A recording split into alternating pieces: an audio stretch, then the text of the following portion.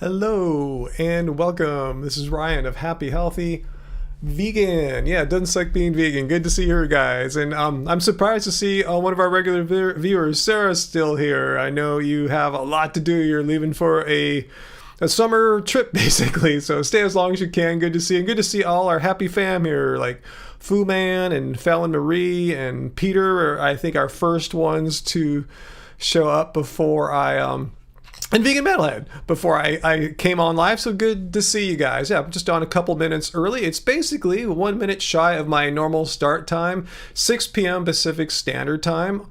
So if you're watching live right now, hello. And if you're watching the replay afterwards, hello. It's just the same.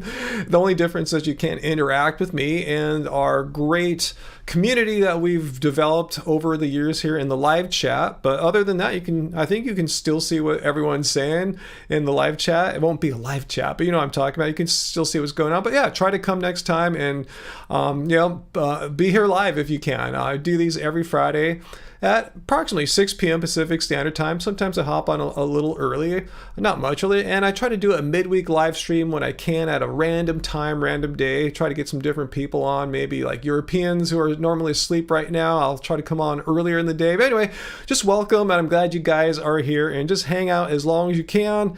And yeah, we're going to talk about veganism, as we always do on Friday evenings. That's why these are called Ask a Vegan Anything.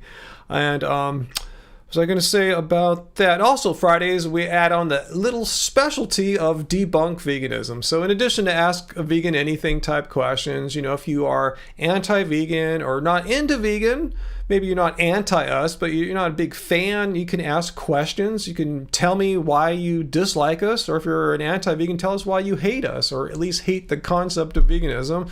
And we'll listen to you and see if you have a reasonable, logical, valid argument, and maybe you can debunk veganism here live on YouTube. So that'll be exciting. So, hey, AJ Vintage, good to see all our fellow cult members. Yes, for all the uninitiated anti-vegans who have been accusing vegans of being in a cult, and me denying it all these years. Turns out I was lying the whole time. Yes, veganism is a cult, and turns out I was the leader the whole time, just staying quiet about it. But yeah, so yes, I am the vegan cult leader, taking full responsibility for that position and all the responsibilities that go along with it. So who else has come on here? Follow Dieting. Good to see all our happy fam here. I want to mention to all the happy fam, I'm so sorry we haven't scheduled a channel member only live stream yet. We were serious. We're going to do it for sure. Thinking next week looks like it'll finally happen. And right now, Angie's putting on the finishing touches of a channel members only video. Last night we went to go, as we did last year, to Angel Stadium to see a Major League Baseball game. It was Shohei Ohtani night, my favorite baseball player. They gave out free t-shirts and all. So yeah, it wasn't really a big, I don't think like an impactful enough video to release as like a regular video. Last year we went seeking the vegan options, which were pretty much non-existent there, unless you count pretzels, peanuts, and Cracker Jacks. That's their entire vegan offering here in Southern California at a baseball stadium. So we didn't even bother this time to seek out any food. And we got lucky last year that there was a taco truck that had several vegan options. They were gone. Taco truck not here this year. So it was basically like living in the 1980s at Angel Stadium right now in 2022. It's just dismal and gross. So anyway, we just went and still tried to have a good time. And anyway, long story short, Angie has made a video for our channel members, so check that out. And I think she might want to release it tomorrow. I think it's pretty much done and in the can. And also too, for everyone, she's putting on the finishing touches of a new video for everyone. Her first in like years, literally years, a cooking video, how to make some food in the kitchen video kind of thing. So, hey, Han Solo's cousin. Anyway, so look for that early next week. Angie's first cooking demo video and for everyone, and the Angel Stadium trip for our channel members, just for you guys. Hey, Han Solo's cousin, good to see you. And I can't say I disagree with that sentiment. If you're not already, go vegan today. Everyone, just go vegan today and do it because it's the right decision to do, because animals shouldn't have to die every day in order for you to eat something that keeps you going. You can eat plants. All right, cool. Seeing more of our happy fam here. Farmed. I keep calling you framed. I guess I have vegan brain frog. Farmed, framed. Anyway, good to see you, farmed and dangerous. And I did say hello to Fu Man earlier too, right? Making sure I did. So what is going on here? What's that, Peter? Definitely. Let me move the mouse here. It definitely doesn't suck being vegan. I'm having vegan rogies for. What is a vegan rogie, Peter? Is that some kind of a hoagie? Let me know what that is. I'm curious. Let's see. Sarah, you grew up going to tons of Giants games with your dad. Went a lot as an adult too, till you left California 2 years ago. I don't understand. The Giants at their stadium have vegan hot dogs and stuff like that. I don't know why in Anaheim vegan hot dog is non-existent. People told me they go see the Pittsburgh Pirates. They have vegan dogs there in Pittsburgh. You think Southern California, vegan capital of the country or whatever, would have some. No, they do at Dodger Stadium. I haven't been to a Dodger Stadium game since the 1980s when I was a kid or something like that. But I haven't been as an adult, let alone a vegan. But yeah, Angel Stadium, no bueno as far as being vegan. Produce, not pills. Wow, what a hypothetical. I would not. I would either leave it be probably, or report it to a rescue. We've seen at the beach here in Southern California. Ryan. During. You're amazing. Oh, thank you, Han Solo's cousin. Thank you so much for your super chat. Yeah, you're amazing too, Han Solo's cousin. And Angie was asking. We were wondering, when is that interview that you did with us going to come out on your YouTube channel? So let us know there, Jordan. We're looking forward to seeing that. But yeah, Person on Pill asked if I saw an animal suffering, would I kill it to put it out of its misery? I don't think so. I mean, I was saying earlier, here at the beach during El Nino years, where the food supply and the ocean gets messed up, the water's colder.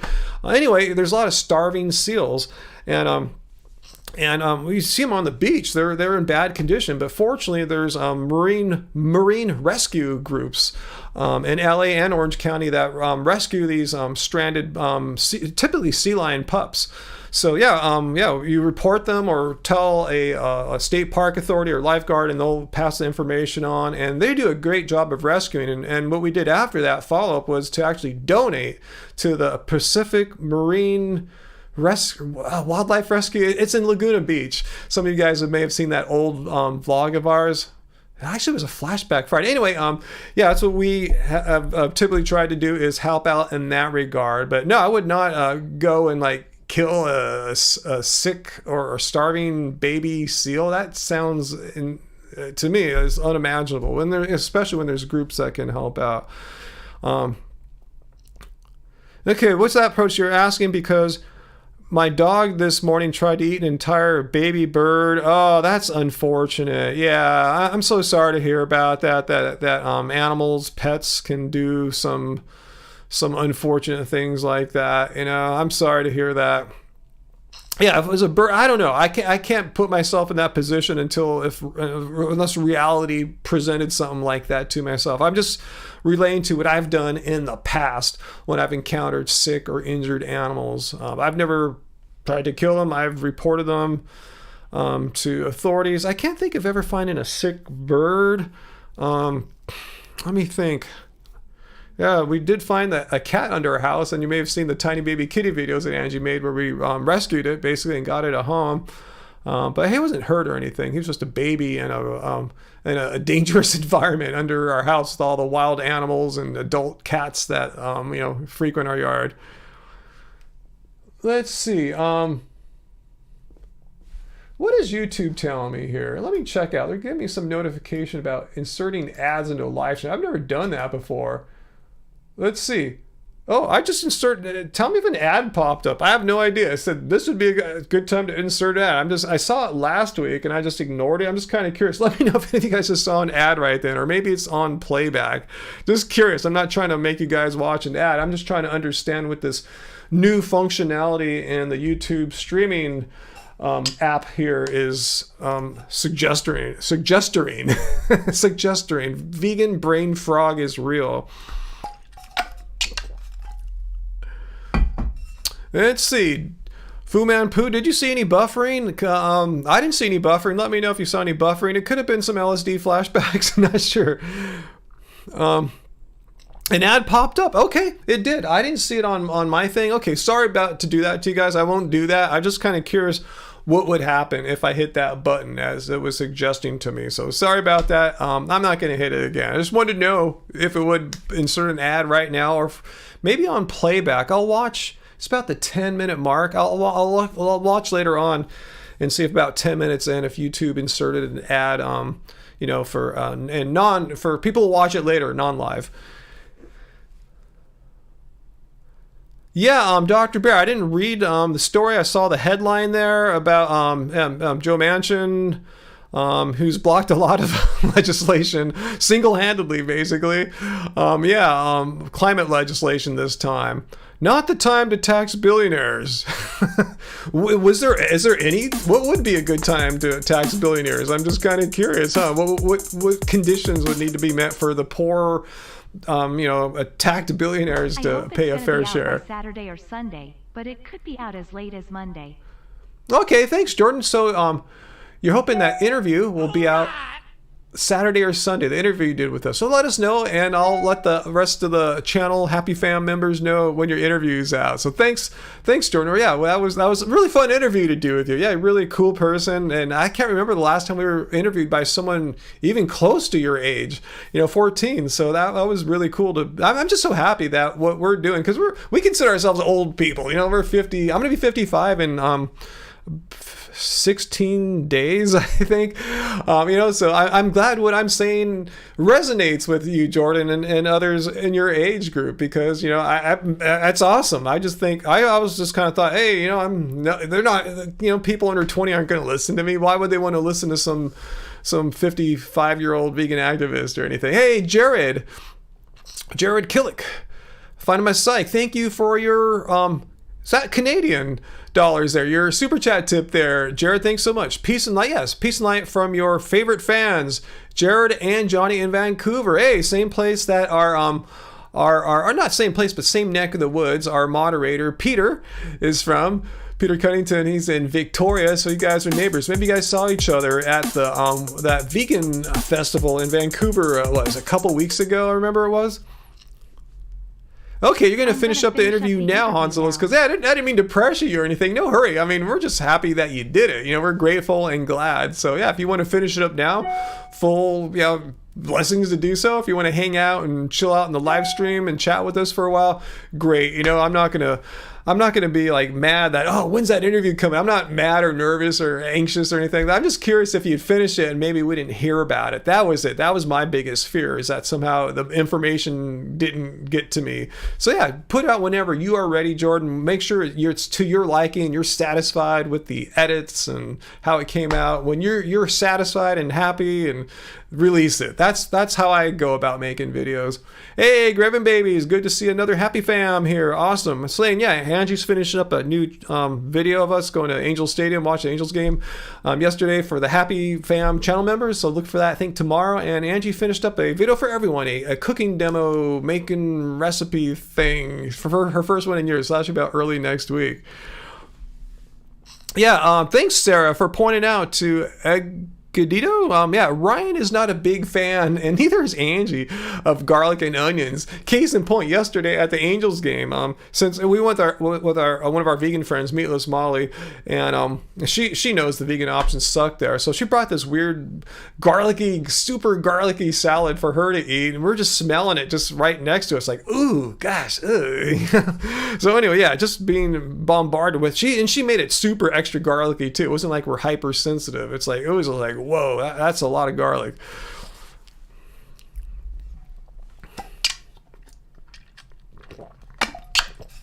Produce Not Pills, Ryan, will you qualify for senior discounts now? Senior breakfast law. Actually, no, I'm a little young for, quote, senior discounts. However, if on my cell phone company that, those companies like Verizon, AT&T, I happen to use T-Mobile, and they're the only ones of the majors that have a discount for people 55 and above. I'm going to save like $20 a month, so I'm really looking forward to that. So I'm going to get on contact them like the day after my birthday and get on and it comes with like a free Netflix too, so it's quite a bargain. So that's the only thing I'm really looking forward to right now. I'm not sure when other discounts kick in. If you guys know, let me know. But that's I'm $20 is $20. $20 I get to keep that major corporations not getting.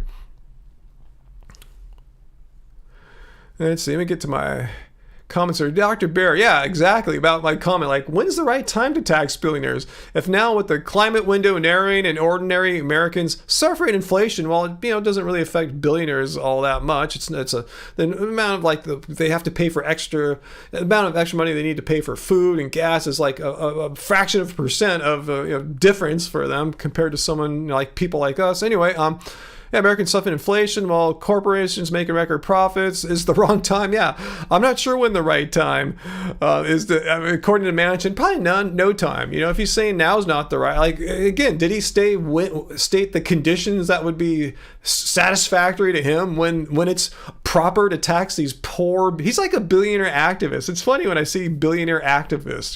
There are such a thing. Like when I when I make criticisms of, say, Elon Musk, I get some billionaire activists coming out trying to defend him and stuff like that. Hey, that's you, Jamit, huh? That super chat there for $2. Good to see you, Jamit. Yeah, you're in Australia as promised. Just sent you dietetics alternative. Where should I be looking at for this, Jamit? Let me know. And Uncle's here. Yeah, it's funny. Our friend Molly, when she was eating that really garlicky salad yesterday at the Angels game, mentioned something about garlic and COVID. And I'm going, I've never seen any science suggesting that. And that doesn't make any sense because, people all over are eating garlic, and they're still getting COVID. But I've never seen any, peer-reviewed science making some kind of, causation or even a correlation between garlic consumption and lowered risk of being infected by COVID or severe disease or anything like that. But let me know if you guys know something I don't. Just because I didn't see it doesn't mean it doesn't exist, but I am highly skeptical if there is an evidence-based connection between the two. Let's see, Uncle, are there any political ideas to drill for offshore in Long Beach? Supposedly Long Beach is, even though so much of our city budget comes from oil production, the oil industry, they say it's ramping down and going green and renewables and all this stuff, but I don't think they're going to expand to do more drilling for oil. It's supposed to be decreasing. We'll see. Long Beach is a very, like most cities, big cities, kind of corrupt government of sorts. So we'll see.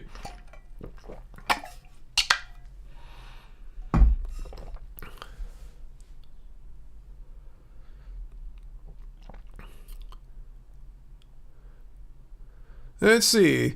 Dr. Bear and Graven getting second boosters. I think I have a third one, guys. Maybe because I'm over 50 or something like that. But yeah, I have it on my phone. I don't feel it. I got it several months ago or something like that. But yeah, the third booster was the easiest one of all. I didn't feel any different whatsoever. I mean, nothing. Just it was there's nothing in it. No pain, no side effects. Again, played basketball the next day. Maybe I felt the next day at the gym just a tad less energetic, but it could be due to other factors. Could be that I'm old. Sometimes when I go to the gym, I don't feel as energetic as I do on some days. You guys know, even if you younger people know, if you work out or lift or run, some days you just seem to have more oomph, more energy, more and other days you're just not feeling it. It could be fatigue. Who knows? Fu Man, you may be tripping balls to the wall. Huh? Do you need someone to help speak to you in a chill way to like a trip captain to to keep you keep you from going to a dark or bad place or anything like that. Let's see. Daniel, how am I going to celebrate my birthday? Not sure yet, but I think we're going to go maybe to my favorite vegan restaurant and enjoy their brunch. We've never been there for brunch before, just like for lunches, Taco Tuesdays and stuff like that. So might do that. I'll be doing a live stream 2 days before my birthday. My birthday is July 31st. So it's on a Sunday, so I'll have a live stream 2 days before that. So that'll be kind of celebrating my birthday with y'all on that Friday 2 days before. I kind of considered going to the Angels game yesterday, the kickoff to my birthday celebrations. I kind of learned this from Angie. Instead of like trying to pound everything or compress everything into 1 or 2 days, spread it out over a couple weeks. You don't have to like do something every single day, but yeah, going to the Angels game yesterday, like about 2 weeks before my birthday. See what I'm saying? We don't celebrate holidays really. We don't go out on St. Patrick's Day or Cinco de Mayo or Memorial Day and Labor Day. We don't travel anywhere, so yeah, we just kind of like really go not hard, but we'll try to do stuff on our birthdays. Okay, jam it. Yeah, there you go. I rely heavily on the dietetics quotation. So you sent me a similar statement from the Australian government. No, it's jam it. I can see you haven't been on my live streams for a while, huh? Yikes. Ooh, where am I going here? Oops, wrong browser. Hang on one second, guys. Let me show Jam It what I've been showing a lot lately is in addition to showing the position of the Academy of Nutrition and Dietetics, drink guys, I'll show these statements of health, positions of other health organizations as well. Yeah, international ones. So yeah, I have a quote from the Dietitians Association of Australia. Vegan diets are a type of vegetarian diet, blah, blah. Despite these restrictions, with good planning, it is still possible to obtain all the nutrients for good health on a vegan diet. So I kind of like to show this because, people can try to do ad hominem attacks on the Academy of Nutrition and Dietetics, but they're going to bring down every last professional health association group like that. So anyway, yeah. But yeah, please send it to me. I'll check my email. But yeah, it's good to have even more resources of associations of health professionals rather than some wacky shirtless guy on YouTube or something like that saying vegan diets are great or vegan diets suck. Who's that? Who cares if some wacky shirtless dude, whatever, buff or not buff, is saying something? Who cares? I want to see what the peer-reviewed science suggests and see if any professional health organizations are willing to make a position statement and stake their reputations on that. So anyway, thanks, Jamet, and I will check out my email. I appreciate that. So yeah, drink up. We saw some we saw some of these position statements. So that's part of the drinking. Farmed and Dangerous. What do I think of Otani's 12 strikeouts the other day? I went the day after that because Otani Day was yesterday. And I've gone to 2 Otani days now, both in July. They're kind of both like a precursor warm-up to my birthday. And last time, too, he wasn't pitching, but he pitched the night before and had those 12 strikeouts. So, I still have never seen Otani pitch. I've never even seen him hit a home run in person. I know it's it's kind of not rare, but it's not an everyday thing. Going 2 games, your odds aren't that great, but oh well, at least I got a cool Otani t-shirt. It's really cool. It has his face on it. It has these Japanese words. I don't know what it probably says Otani or something like that. It looks really badass. Hey Sarah, my birthday, July 31st. 10 days before Joe Rogan's, which I believe is August 10th. Both born the same year, 1967. Speaking of which, some haters, so you guys follow us on social media. Angie made a post yesterday annoyed that not one, but 2 idiots came out of the woodworks this week to attack my vegan diet for being responsible for like my hair or something like that. Like my hair should be super. And one of he even crafted a before and after photo. And one was saying when my hair was long, and then now I cut my hair. I cut my hair like a year or so ago. I lost hair intentionally through scissors. You guys remember that guy made a video about it 3 years ago? I think his name was Danny Glass. He was that guy in Thailand who was driving recklessly on a scooter and killed his pregnant fiance and all that. That guy, he quit being vegan and says veganism is horrible. Came attacking me for a guy probably 20 years younger than me. Who in their 30s attacks people in their 50s for their hair? It's like me going up to a 75-year-old. Hey, your hair isn't as thick as mine or something like that. And the funny thing is I went over. Should be out by 9 to 9:30 p.m. Central Standard Time. Oh, okay, thanks. Oh, now this is Han Solo's cousin's YouTube channel, guys, so follow Jordan_vegan_USA_14. Just finished editing the interview with me and Angie.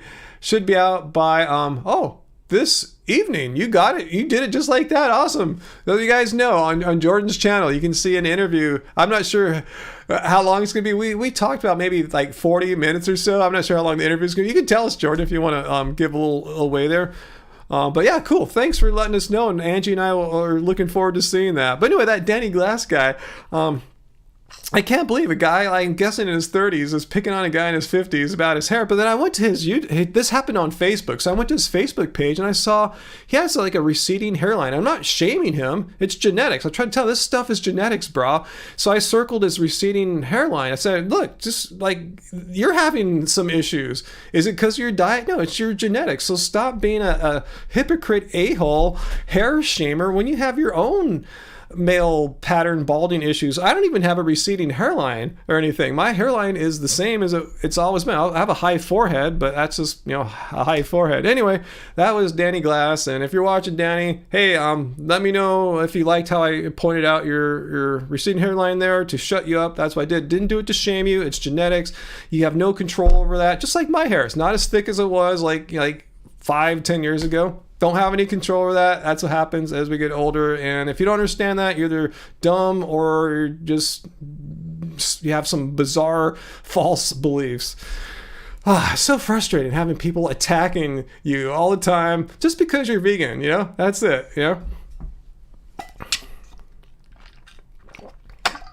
I'm glad you like my hair, Don.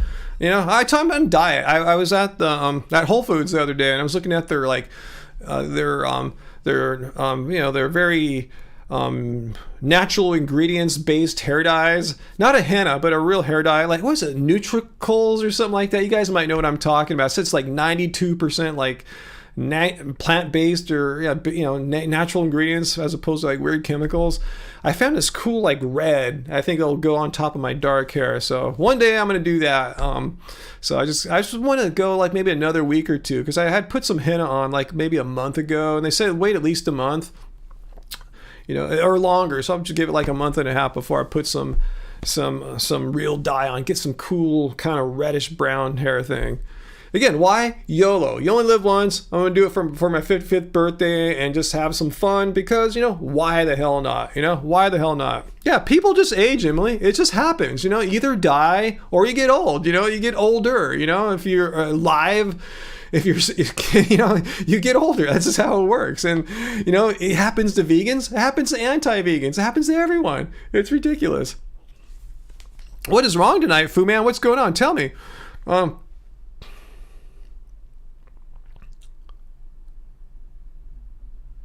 What's that, Graven Baby? Saw a plant-based cooking magazine and had a freaking recipe for eggs. That's what I don't like about the term plant-based, because, I'm plant-based. I just don't eat a lot of meat, but I eat eggs, Eggs are not plants, are they? No, the eggs are most definitely not plants, unless we're talking about just egg or something like that. Juan, no, I don't watch VegSource. I've kind of had some problems with, what's his name, Jeff, over the past couple years, so I'm just not watching his content. You're not a vegan, full documentary. No, didn't see it. Is it any good? BP, trying to eat a more plant-based diet and notice a difference when exercising. Yeah, look at me here. Today at the gym, I was talking to a dude who saw my workouts and stuff and my defense. He's saying like, I asked him, like, how old are you? And then asked him, how do you think my defense is? Like, my body, my physical movement. He says, I play defense like a guy in his mid-20s, It's like, and here I am. I told him I'm 55, He said, well, you have no knee braces or anything. Like, no, I'm fine. I recover quickly. My body, is reacting very favorably to eating only plants. Yeah, Graven Babies. That's how you sticking up for Angie there, because some people are saying to Angie, why you even respond to these people? You should just not respond. Like, she has the free choice in the society to decide who to respond to and who not to respond to. So I appreciate you sticking up for, like, why should she just remain silent if she wants to say something? Like, you know, we have the right to say things on our Instagram, right? Nothing, it wasn't anything mean. She was just saying, why are these people making fun of Ryan's hair? His hair's fine and my hair looks cool, you know? It's like, you know, what the hell?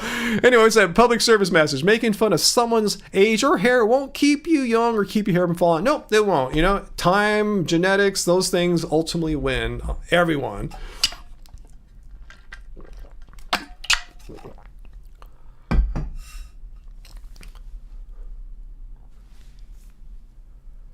Yeah, plant-based. Sometimes some of these people mean they eat mostly plants. That's why I don't like that phrase as far as describing myself. I'm vegan. That has a very precise meaning. It means I care about animals, animal rights. I'm not into cruelty and exploiting animals. And it's very precise about what I eat. A vegan doesn't, I just have a little egg and a little meat, a little cheese. No, it means you don't have any of that. So that's why I like it. For all the good and bad about the term, you know, a lot of people hate it. It has a lot of baggage they claim. I don't care. It's very precise and I'm proud of it. You know, it doesn't suck being vegan.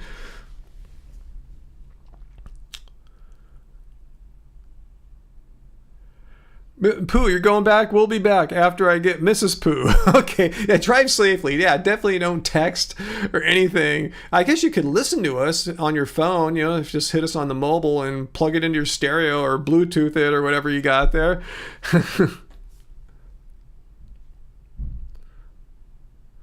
Yeah, don't put that into... You're not going to get a fiery car crash, Foo Man, because you will not be texting. You will have your attentions focused on the road, and your responsibility is to transport yourself and Mrs. Pooh as safely as you possibly can. That is your primary goal for the next X amount of minutes.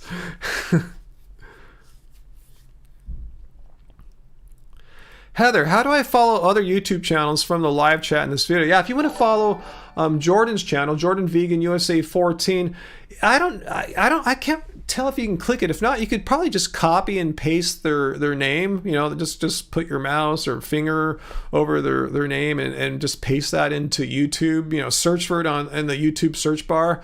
That's one thing that should work.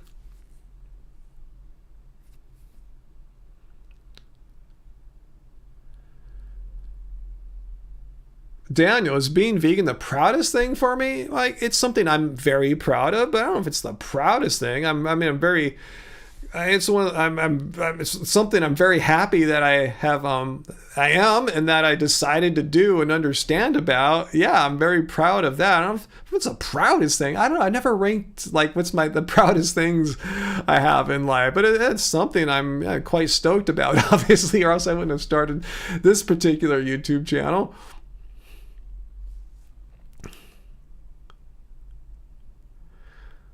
Wow, should a vegan kiss, asked Russ Lockwood, should a vegan kiss their non-vegan partner after they eat cheese? Curious about your thoughts on the Natalie Portman comments about the Hemsworth kiss in Thor. I haven't heard about that. Yeah, she's vegan, right? I assume Hemsworth is not.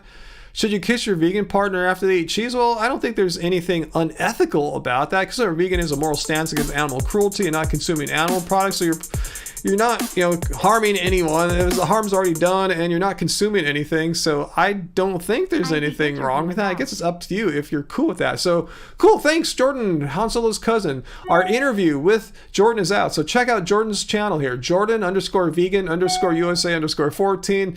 Either click his name or icon, or just copy and paste old school style, paste it into the YouTube search, and the video is out. Let's see. I was trying to see if there's a way I could paste the link. I don't think you can paste a link into the chat, even as a channel member. Yeah, if there's a way I can paste it, Jordan, I'll do it. If you can think of something, maybe you can send it via the link via Instagram. Maybe if you can, send it to Ryan Lim Rock's Instagram, because I thought I know I've communicated with you on Happy Healthy Vegan on Instagram. But if you can send it to the Ryan Lim Rocks, I'm logged in, ready to go.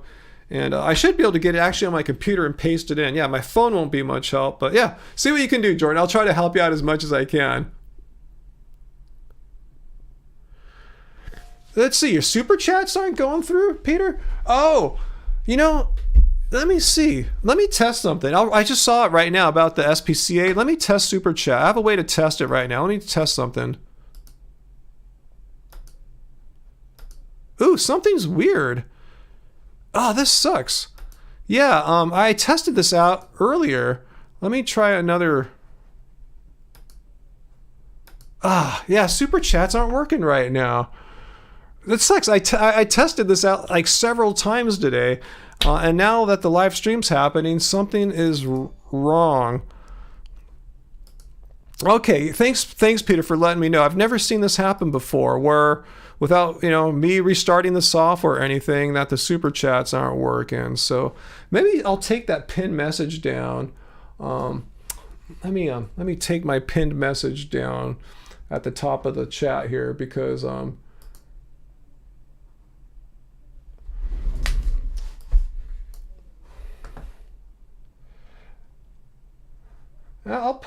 on one second, Peter. Thanks for pointing that out to me. I've never seen that happen before, to have it work earlier and then all of a sudden not work anymore. Huh. Anyway, I'll repin this new message. So let me look at what Peter's saying. The SPCA, the animal, like rescue group, because we have that here too, in British Columbia, really sucks. They are taking money from a meat barbecue to help animals. Huh, that's weird. Huh, sorry to hear that. Yeah, and there's problems with the SPCA here too. Oh, Jordan just sent me the link. Cool, let me see if I can get that on my Instagram. Okay, 1 second here. Oh, wait, yeah, I can go here. Instagram and messages. Messages. Please work.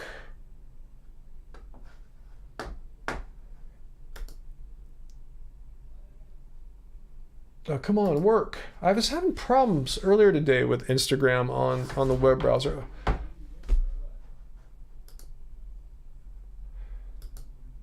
Did you send it to Ryan, or did you send it to Angie?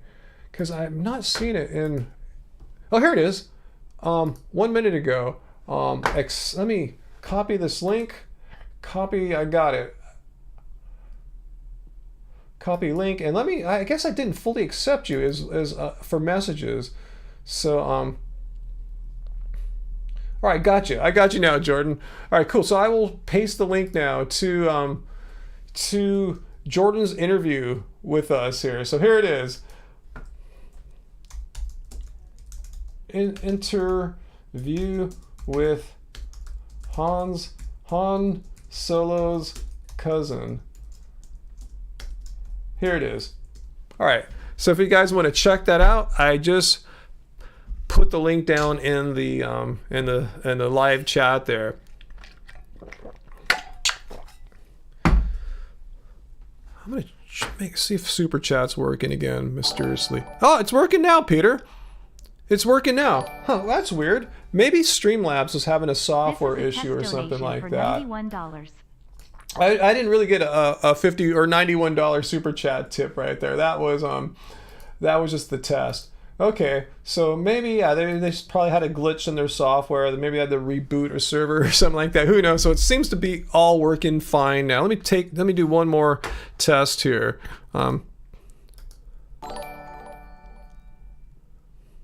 This is a test donation for $14. You guys are hearing that, right? The test donation for $14, the test super chat for $91. You guys are hearing that, right? Because a few minutes ago when I tried that, nothing was happening. So just let me know you guys are hearing that.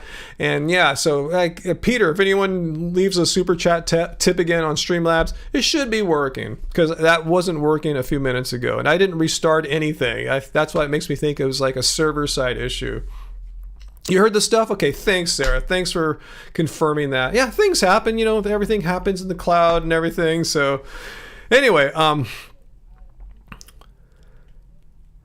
Uncle, make it $1 million. Only test. I don't control the amount. If Streamlabs chooses a random number or something like that.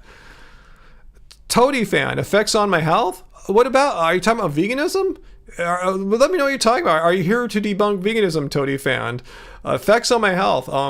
Elaborate. Tell me, are you vegan and you're talking about meat eating has bad effects on the health? Let me know what's going on. I have no idea. You need a little bit more than that.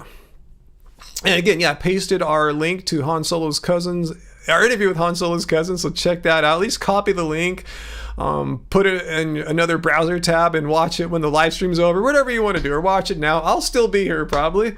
Yeah, I have no plans to leave anytime soon.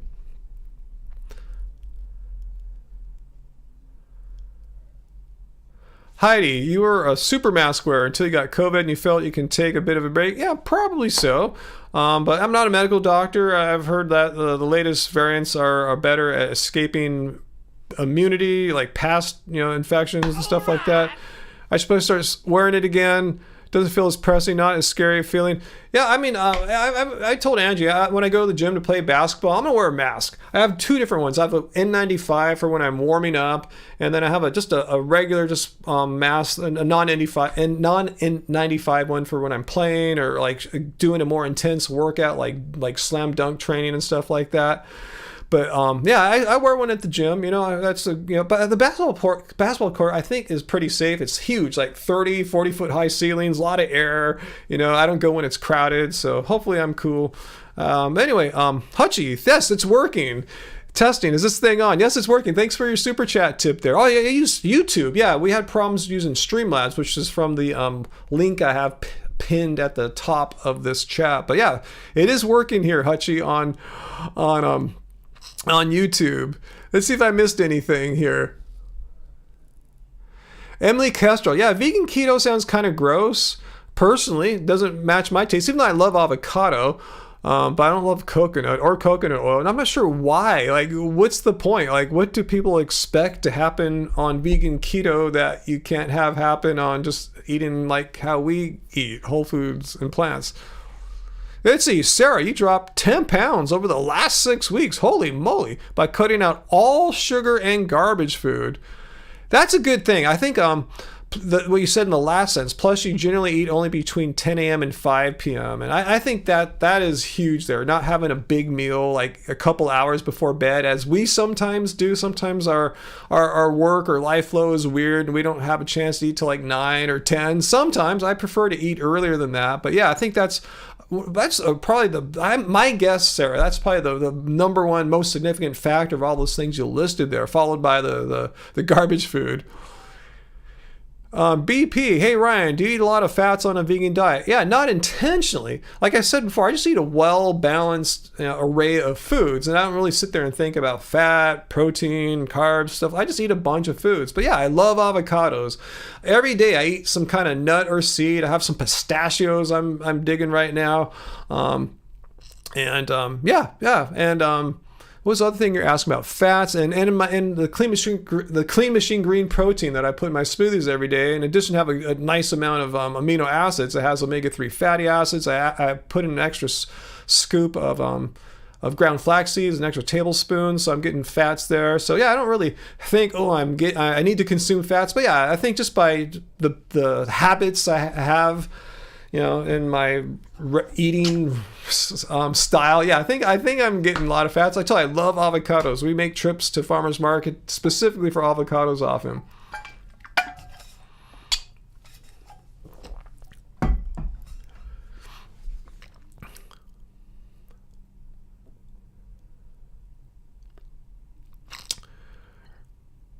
Chris, grass-fed beef. I've talked about grass-fed beef before. I'm not sure how to quantify the suffering or anything like that, but I know grass-fed beef will forever remain a privileged idea.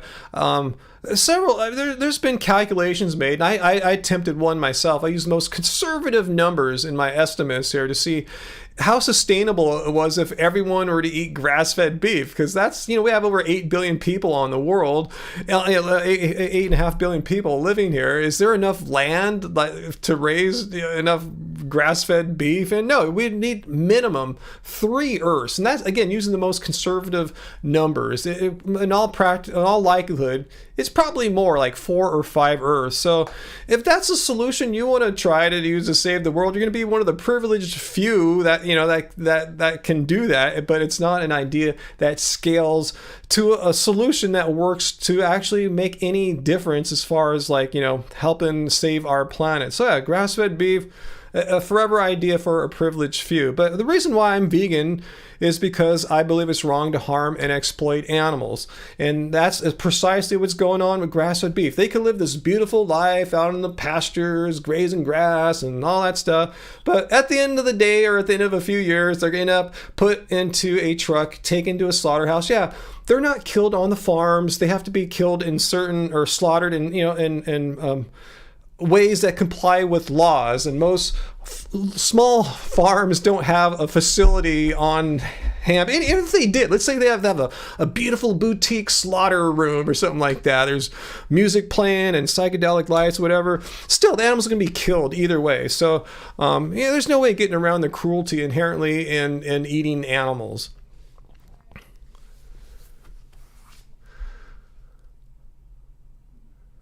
What's that, Dr. Bear? If our government worked for average people, it would ensure we all could afford N95 masks. I know they're expensive, which is a barrier to folks wearing them. Yeah, I got a bunch from my mom, actually. She ordered a big quantity of them, so she gave us a dozen or so. And I actually need to get some new ones. I usually wear them, wear them, a lot, way more than once, until they start falling apart. But yeah, it would be cool if, I thought there was a way when the government, a few months ago, I remember they said they were sending out N95 masks. I didn't follow up on that, but I think you can get 3 or 6 N95 masks sent to your house somehow. If anyone knows the link for that, let me know, or just tell us how to search for that. But I think there is a program where the government will send you a limited quantity of N95 masks. Fruits are fine. Who's asking about fruits? Yeah, fruits are not your enemy, unless you're eating only fruit, and then you have all the problems that these fruitarians that are no longer vegan wrecked my health. No, a fruitarian diet did. But yeah, fruits are not the enemy. I love fruits. I'm gonna have I already had my 7 large banana smoothie today, and then tonight I'm gonna eat a bunch of cherries because we found some more cherries at Trader Joe's that are really good right now. So yeah, fruits are not an enemy. Hey, thank Han Solo's cousin / Jordan Vegan USA 14.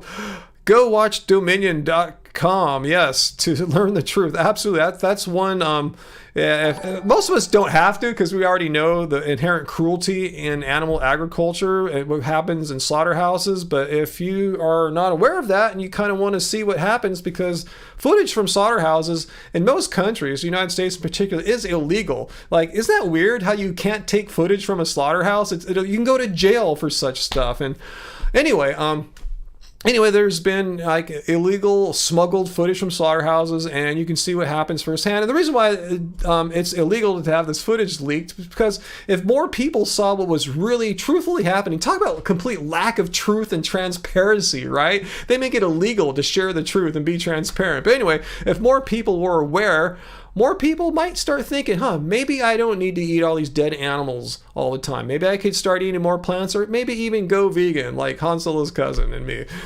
And most of you guys here. Hey, Uluwali Blue, how's it going?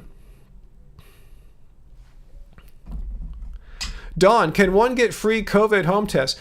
Yeah, I mailed, this is maybe 5-6 months ago. I can't remember exactly when, but I got some tests here. I never ended up using them yet. I think I got them in February, late January, early February. But yeah, I somehow followed some government link or website and got, I got them sent to me. I think I have 6 rapid COVID tests here. So I'm just keeping them in storage in case I ever, think I need to test myself.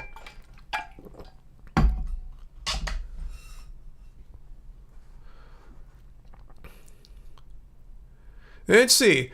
Dr.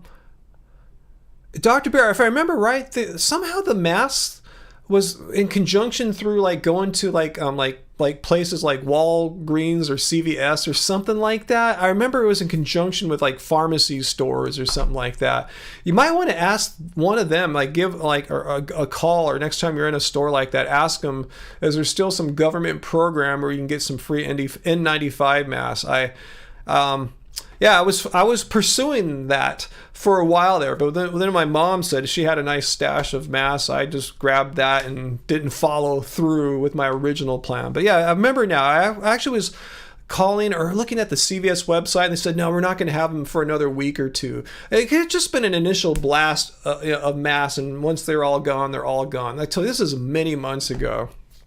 So you might be right. It's probably not happening anymore. But yeah, one could do some more research on that. I wouldn't mind knowing what the answer is.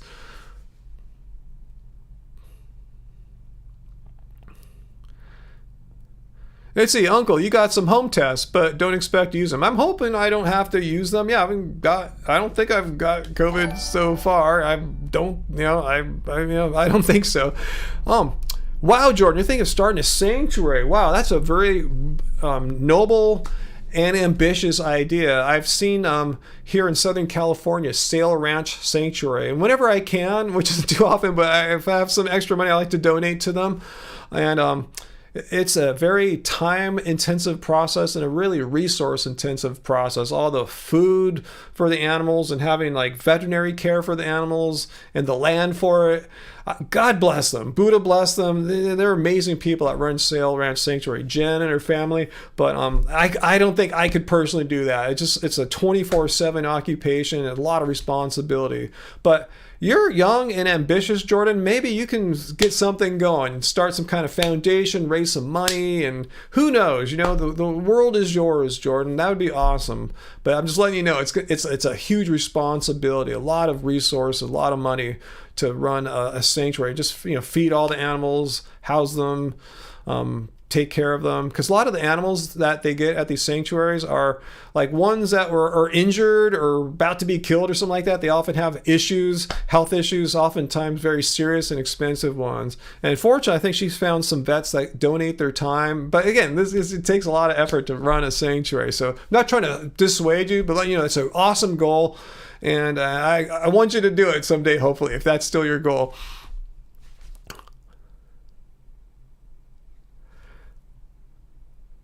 Yeah, just taking care of a dog, Hutchie, is super expensive. A cat, yeah, tell me about it.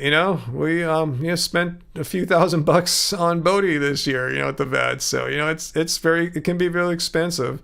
I just filled up his Cosequin. It's not a prescription, but the doctor said he should take it, and that was like 30 odd bucks right there. So it's expensive.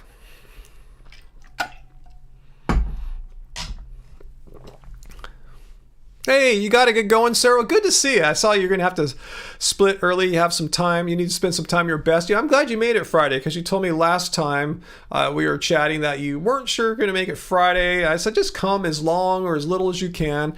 Yeah, we might not be seeing Sarah for a little bit. She's about to take a big summer trip, and it might take a while for you to get all situated.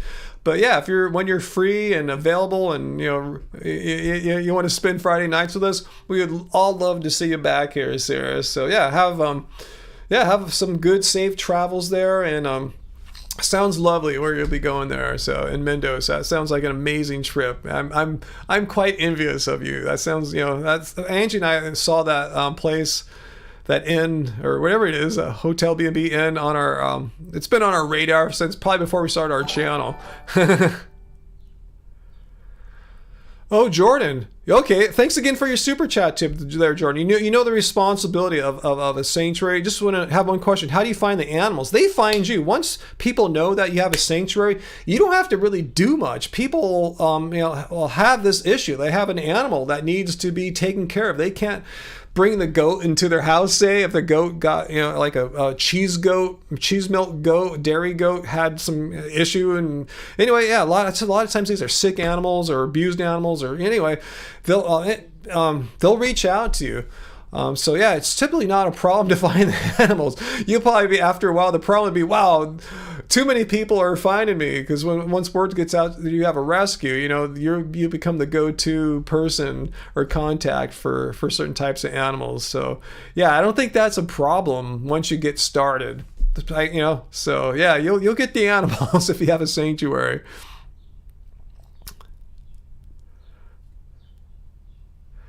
Chris, well, our cat isn't vegan in the sense our cat, is not a moral creature. It can't make a decision about morality. But as far as what we feed our cat, we've made a point over the years to not enter into that discussion for various reasons. It gets really heated at times. And secondly, it can seem like I'm recommending, like, hey, do what I do. And I don't want to recommend anything for you and your pets. I know for dogs, it's pretty easy for most dogs to be eating just plants or mostly plants. For cats, I've seen it both ways. Some people have fantastic luck and others don't. So I'm not going to say to do anything. Do your research, talk to your vet, see what works out best for your pet. But yeah, I'm not going to give an endorsement like, here's what we do, implying that you should do this, because like I said, I just spent a few $1,000 on Bodhi's vet bill back in April, and I don't want to be responsible for any health issues that may or may not arise if you follow what I do. So that's been our policy, and we're going to stick with it.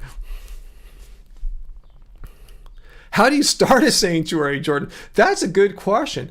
That I do not know. I think it begins with a dream, like what you have, and then eventually having all the resources that you would need to have a sanctuary, like having land to, a place to have it at, and then from there, all the infrastructure, like places to house the animals, and the resources to feed them and take care of them. So, yeah, I couldn't tell you exactly how to go about starting it because I've never started one, and I should have asked Sail Ranch Sanctuary when I visited with them how she started it, and I just know it's like a desire or a dream of hers, but I don't know what plans she actually set into motion to do that. So that's a really, really good question, Jordan. I don't know the exact how to start a sanctuary. No, Jojo and Bobo, Daniel, stay in the house 24/7. They're rescue cats. They had their rough start in life, and they stay in the house pampered 24/7. Hey, Fu Man's back. Hey, I didn't see that. I guess it looks like you've been back a while, Fu Man. Let's see, you got 2 cats, 2 dogs. Mrs. Pooh wants to adopt a 3rd cat. Oh my goodness. That sounds like your hands are quite full there, but if that's what Mrs. Pooh wants, that's what Mrs. Pooh wants.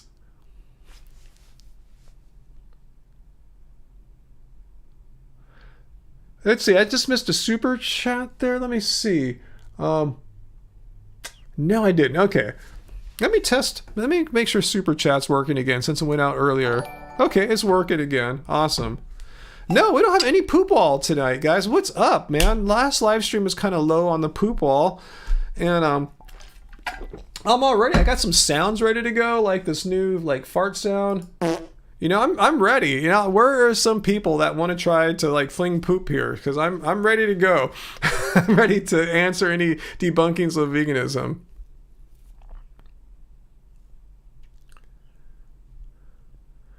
Bob Hill, you're struggling with how an atheist can be vegan and call that a moral position? I'm not sure what you're saying. You're saying a person needs to believe in a religious deity to have more morality? Maybe is that what you're trying to suggest there? It's just you can just believe something's morally wrong. I don't need to believe in a deity to know that going up to a guy next to me and shooting his head off is wrong.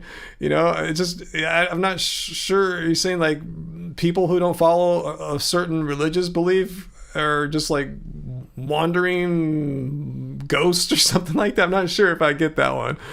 Hey, Groovy Lisa, what is up there?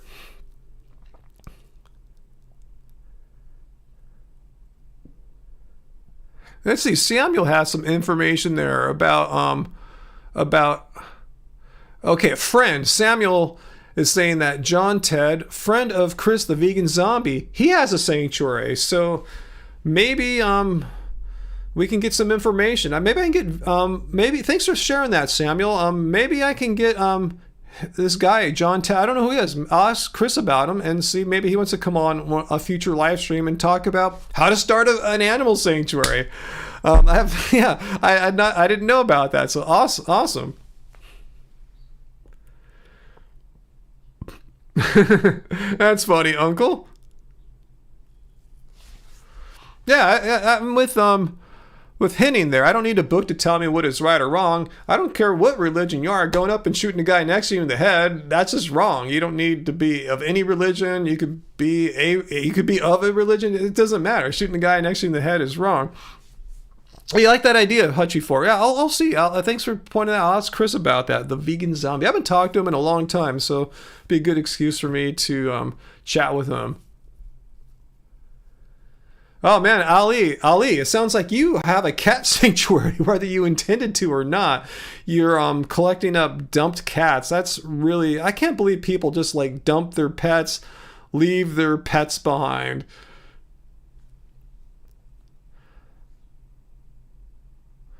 So Bob, you think it's so you're saying I'm not an atheist, but I'm a Buddhist, which is a non-theistic religion. So you're saying I have no basis to say that shooting a guy's head off is wrong? How do you say that? How is it wrong for a non-theist to what's incompatible with me having the belief that it's wrong to shoot someone's head off? Buddhism, though, has the belief in not harming other sentient beings, so maybe you won't qualify Buddhism under that, but I still understand why you need to have a religious belief to justify that it's wrong to shoot someone's head off. Please explain that to me. Why one has to believe in Buddhism or Christianity or what other religions? What other ones are okay? Which other ones give you the justification to say it's wrong to blow a guy's head off? Just let me know what religions are acceptable for that. Just curious. Let's see, Henning. Rationality Rules hasn't responded to my video, probably because he felt like he responded to some other guy's video. I saw he responded to that. I forgot his name. You guys, he's a younger guy from India. Forgot his name. Soy something. Anyway, so that means Rationality Rules. He don't have any arguments. Yeah, Soy Theist. Yeah, he responded to him. Maybe he felt like he doesn't want to infinitely keep responding to people reacting to his anti-vegan argument video, but it seems like he'd be interested because unlike Soy Theist, I don't believe Soy Theist is a trained philosopher or anything like that, and so I use the tools of philosophy to respond to him rather than just, I saw there was more kind of like attacking going on with Soy Theist. I'm not saying that's right or wrong, but I'm responding in the same language, the same manner, the same tools that Rationality Rules should be familiar with. What is the moral foundation for atheism? I don't know what you're looking for, Bob. Are you saying an atheist has should have no qualms about shooting a guy's head off? They should feel totally ambivalent about that? Is that what you're saying? Like if an atheist is sitting here, he just come shoot my head off. It's all he wouldn't. Okay, now I'm gonna go grab a bite with my buddies. I don't know what you're saying. I don't understand why you're saying you have to have a religious belief to understand that it's wrong to take someone's life away from them, especially when they don't want it taken away from them, just because you feel like killing or raping someone. So you're saying atheists should just go out and rape people and shoot people because they don't have any scripture to read that says, oh, it's wrong to rape and kill people. Oh, I didn't know that. Oh, okay. I'll remember that next time when I want to rape or shoot someone. I don't understand. It's just because it's... Anyway, let me know if that's the case. Do you think atheists should just, in theory, walk around and rape and shoot people because they don't have some words written down to tell them otherwise?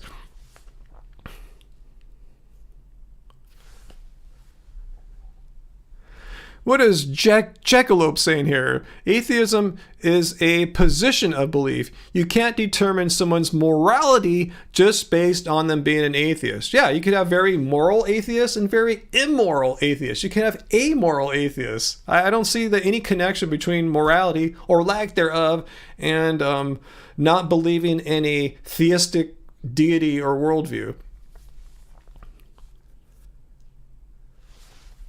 Well, Bob, you could say I'm in denial about God if you want to go down that road because I am a Buddhist. So you're saying I have no basis, I have no justification to say, hey, I'm gonna shoot or not shoot this guy's head. You know, I have no basis to say that's wrong or right or anything like that. Is that what you're saying? Interesting. I've never heard anyone say that about Buddhism before. That Buddhists have no right to say that it's wrong to shoot a guy's head off. They could just go and kill people indiscriminately. It's totally cool.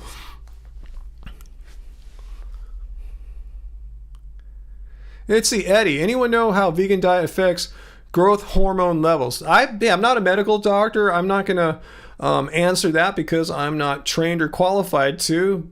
Do vegan men need to take any something or human growth hormone for physical performance?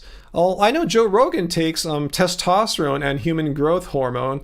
I don't know what all my hormone levels are. I have measured my testosterone though, and I'm not sure if you're familiar with the testosterone numbers, but mine are around in the upper 800s, close to 900, which are like on par with guys like in their 20s and early 30s, mid 20s.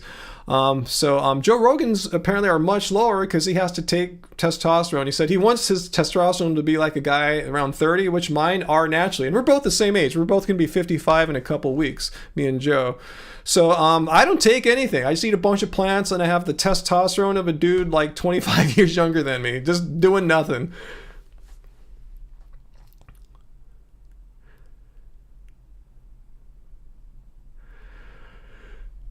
Bob doesn't know how atheists can be moral. Dr. Bear says, we can tell an action is wrong and harms others without fear of hell. Yeah, I mean, I know it's wrong. Bob, you're saying I guess you would consider me an atheist since I'm Buddhist. Like, I'm at least non-theist, non-theistic religious believer. So you're saying I have no way to tell that it's wrong to shoot a person. I could just walk up and shoot someone and I wouldn't know any better. I just tell the judge, hey, I'm Buddhist. I didn't know it was wrong to shoot people. I never heard that it was wrong. I don't feel anything when I shoot someone. When I see them bleed out because of my action, I'm just like, whoa, that's cool, whoa. Yeah, is that what you're saying? That's what you really think atheists are like, or non-theists? They can just shoot someone, just be totally sociopathic about it. So you're equating, basically you're saying non-theists are sociopaths? Is that where you're going with that? Just kind of curious.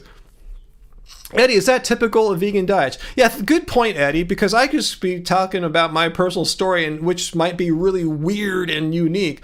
But I've made videos in the past about my testosterone blood test, and I've linked to, I can pull some up here. I can pull one of my videos up here for you if you like, where I show some of the research that shows that higher meat, high protein diets actually suppress testosterone levels. So let me find that vid really quick for you here.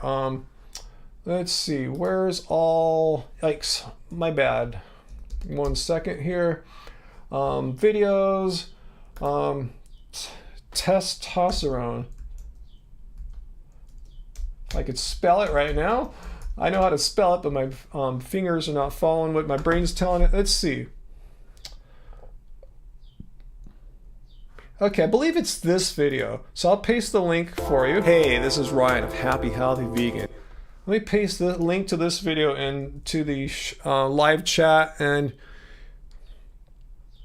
you should be able to see some of the research that supports the idea that eating plants is actually not detrimental to having good, strong testosterone. There's a reason, not a reason, but I think there's a reason why Joe has been taking testosterone for so long, because of his lower levels, and mine have been, pretty damn strong all these years, and without any supplementation. I don't take anything other than my clean machine green protein, which doesn't have any kind of supplement of testosterone or anything like that in it.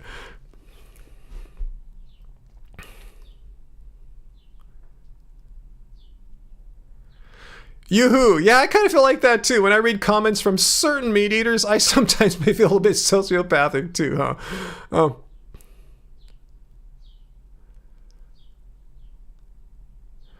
John Solo, vegan keto, is it healthy? I've never tried it, never done it, at least not intentionally.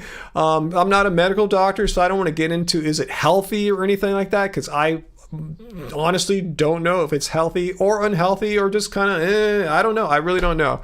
But I just kind of wonder, like, why intentionally, like, reduce, like, the like, just your carbohydrate content. Most plants have carbohydrates, so you need a bunch of nuts and avocados and coconuts. It just seems kind of weird. Like, why? What are you hoping to get from vegan keto that you believe is not attainable through just eating, like, a sensible, balanced, whole food, plant-based diet? Just kind of curious. I'm not saying it's a weird idea. I just don't understand what the objective is, the plan.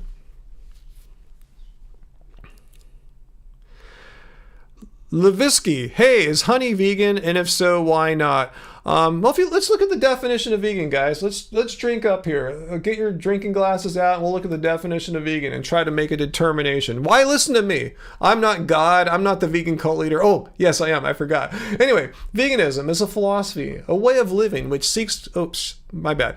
It's a philosophy, a way of living which seeks to exclude, as far as possible and practicable, all forms of cruelty and exploitation to animals for food, clothing, or any other purpose. So bees are actually considered animals, and if one is actually taking the product of what a bee naturally produces and taking it for a human use, you're exploiting them. You're taking their work for free. You're not really compensating them. I don't know how you compensate a bee, and you're often selling it for profit. That's exploitation, using another kind of living creature, a sentient being, an animal, for its work, its product, for profit. That's the definition. I mean, that seems like a clear-cut example of exploitation. So that's why most vegans I know don't consume honey. I know a couple in the past that did. They're sometimes called vegans. They don't see the exploitation or harm in honey. I'm not sure why. All you got to do is look at the definition of veganism, and you see, yeah, there's it's a clear example, a very, very clear example of exploitation. Might not be inherently cruel, but you're inherently exploiting them. You're taking their work away from them and using it for profit, or at least using it for personal taste enjoyment, which again, you're using someone else's work to get a yaya out of. So yeah, that's my interpretation of the definition of veganism and how it relates to honey. Furthermore, there's no need to have honey. I ask people, like, why do you even want to have honey for? It's not like an essential nutrient without which you will die as a vegan because you're missing something that your body needs. No, people just want to sweeten things. So I'll suggest one of the many plant sweeteners you can use that doesn't have the inherent exploitation involved.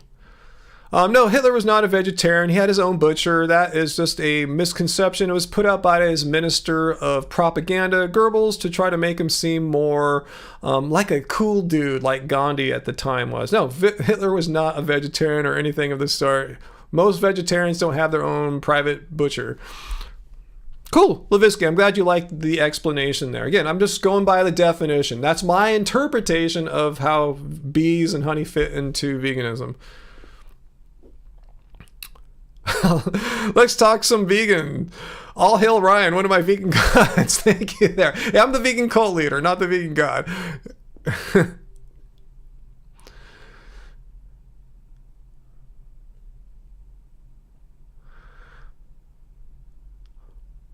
All right, so what else am I mentioning there? Okay, good, C. Stevens. I'm glad I set you straight there on the whole Hitler thing. Yeah, it's just a misconception that's gotten out there. You know, enough people have repeated it that people just think it's true, but it's not. Chris, I need to abbreviate. I'm not a medical doctor to save some time. If I said enumbed, no one will know what I'm talking about. Yeah, huh? Yeah, maybe you went to a vegan butcher, Bob. Huh? Who knows? I'm just joking. I don't think there were any vegan butchers, especially in Germany in the 30s or 40s. Correct me if I'm wrong. BP, have I noticed any health issues go away once I went to a plant-based diet? I don't know what you consider a health issue. I didn't really have any like major health issues. But I noticed I recover a lot quicker from like sports and athleticism and training and injury, which is why after having given up basketball in my mid-late 30s, I started playing it again like 5-6 years ago in my late 40s, way years down the road. I should be more crickety and prone to injury. And no, I recovered quickly now. I told a guy at the gym today, so I play like a guy in his 20s. You know, I'm going to be 55 in a couple weeks. So no, that was my major medical issue that I've improved since going plant-based. And it's not just my experience. Chris Paul said going vegan for him is like a cheat code. You know, the point guard, the best point guard out there possibly. He went, he eats a vegan diet. I don't know if he's an ethical vegan, but from what I can tell, he eats a fully vegan diet, and he's been playing some of the best ball in his career the past several years. Got re-signed to a major like $100 million 4-year deal last season. He's like 36. Isn't honey just bee vomit? I thought so too, Silent Hero. I'm not a entomologist, but I thought that's what honey is basically. Let's see. Farmed and Dangerous had really bad knees pre-vegan. Post-vegan, they didn't magically regenerate, but the inflammation-based pain went away by week 2. There you go. Yeah, C. Stevens. Yeah, nutritionfacts.org. Dr. Greger is actual medical doctor, and he has many reviews and breakdowns of studies and vegan health advice. So you can check that out if you're looking for more vegan stuff. Don't ask Patrick Beverly. What about Patrick Beverly? I don't think he's remotely vegan, right? I heard the Lakers are interested in trading for him now that Beverly got traded to the Timberwolves.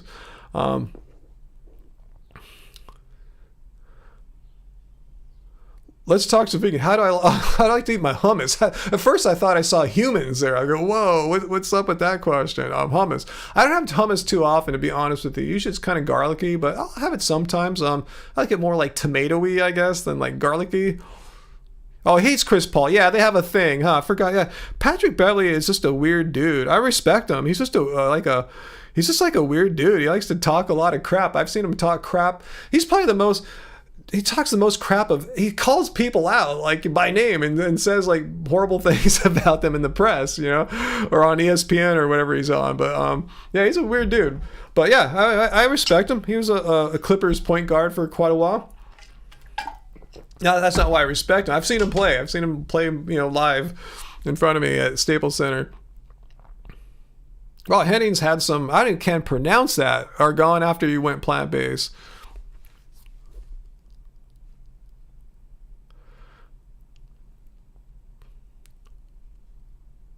Let's see, ANCAP. Sorry, I still don't understand. Am I vegan or not? What makes you think I'm not vegan, ANCAP? Just kind of curious. ANCAP77. Let me know. Oh, you met the channel today? No, I am vegan AF, bro. I mean, I always say I love being vegan, doesn't suck being vegan. So yeah, let me know what made you think I wasn't vegan. Oh, English is not your language. Okay, that's it. You just misunderstood something I said. Okay, I get it. No, I'm just kind of curious if I said something that was not clear about veganism. Just curious. I mean, I misspeak often, especially during the course of an often 2-hour live stream. I'll not get everything perfect in my language, my choice of words. I can't believe we're over an hour in tonight and we have no one trying to really debunk veganism tonight. I remember someone in the comments, was that Dr. Barry? Didn't you respond to someone that's saying, I'm coming back Friday and veganism is going down? I said, I can't wait. Please come Friday to the live stream and take down veganism. All these people are such big talk and they are letdowns. I enjoy seeing people try to take down veganism. That would be a great shirt. What would that be? Did I say something there? Travis, you're late. You didn't miss anything. No poop all, no anti-vegans really.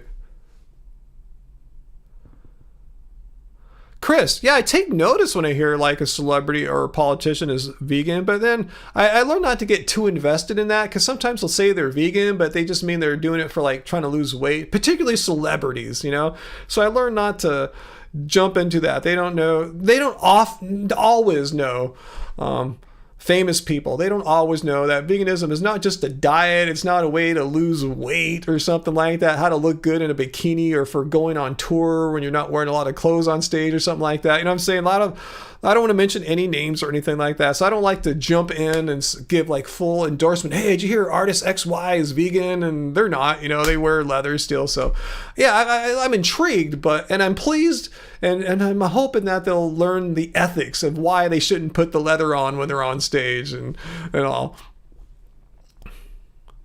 They saw my IG post. What did I say in IG? Oh, I flexed some biceps there today. Yeah, I forgot about that. Yeah. Yoo-hoo, yeah, there you go. Veganism debunked. Kyrie Irving has fewer rings than LeBron James. Kyrie is vegan, or eats vegan, and LeBron is not. I heard LeBron, yeah, he doesn't eat a boat ton of meat. I heard he eats a decent amount of plants, but he's not vegan or anything like that. Oh, I do have a vegan AF shirt, Uncle Walt. I've worn that on a live stream or two, I'm sure.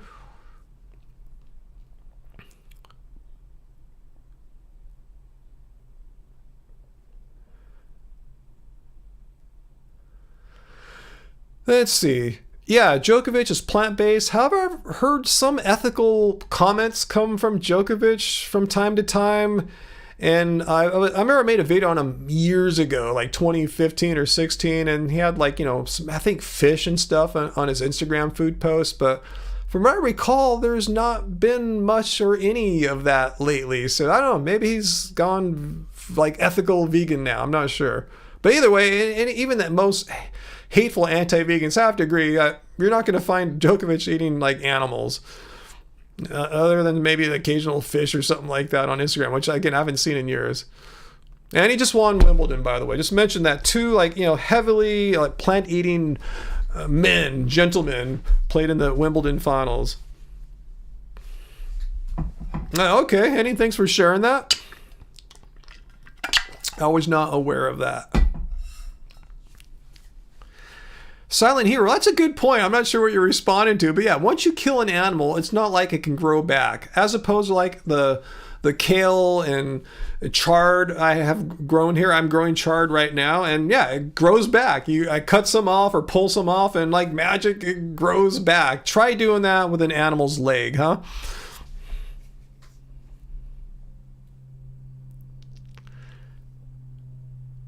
That's funny, Travis.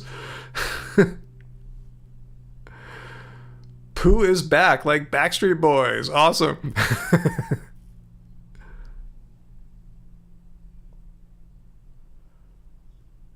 John Solo, thanks for the answer. Love your channel. I had some success with keto for weight loss and want to keep the benefits, but also get the benefits from a vegan diet. I was just wondering if it's possible. What, John Solo? If possible to lose weight on a vegan diet? Is that what you're asking? I mean, yeah. I mean, let me make sure I understand your question. I mean, a long time ago, before I went vegan, I weighed like 235 pounds or so at my max. I'm like, when I was running all the time and not like eating a lot of cooked food, I was like down to like 170. Now I'm comfortably like 195, 196. But I'm training differently. I'm eating differently. So I'm not trying to like be as lean as possible. I'm trying to be more explosive and and athletic for basketball. So I have put on a few pounds, but yeah, I guess that's intentional. That said, I could probably stand to lose a few pounds of body fat, I'm sure. But yeah, I mean, I lost a lot of weight. What I'm saying when I switched to eating plants from a non-vegan or not, I guess, yeah, I don't know what I was before. I just a standard American kind of eater, I guess, when I was really overweight.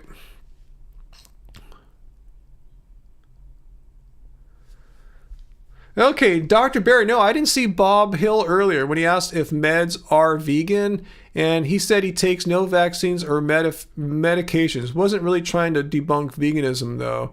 Bob, ask your question again. Thanks for paraphrasing it, Dr. Barry. I'm not sure if I understand his question exactly. I mean, I see what you're saying there, Dr. Barry, but you're saying you're wondering if vegans should take medicines? I'm not sure, Bob. What is the question there? I want understand what you're asking. Is it vegan to take medicine or something? Like say you need to take a medicine. If you're vegan, you shouldn't take a medicine. Is that it? Let me know. I've seen people ask some bizarre questions about this, so I don't want to try to speak for you. You speak for yourself there, Bob, and tell me what do you think? Vegans shouldn't take medicine or what? And why? Why not?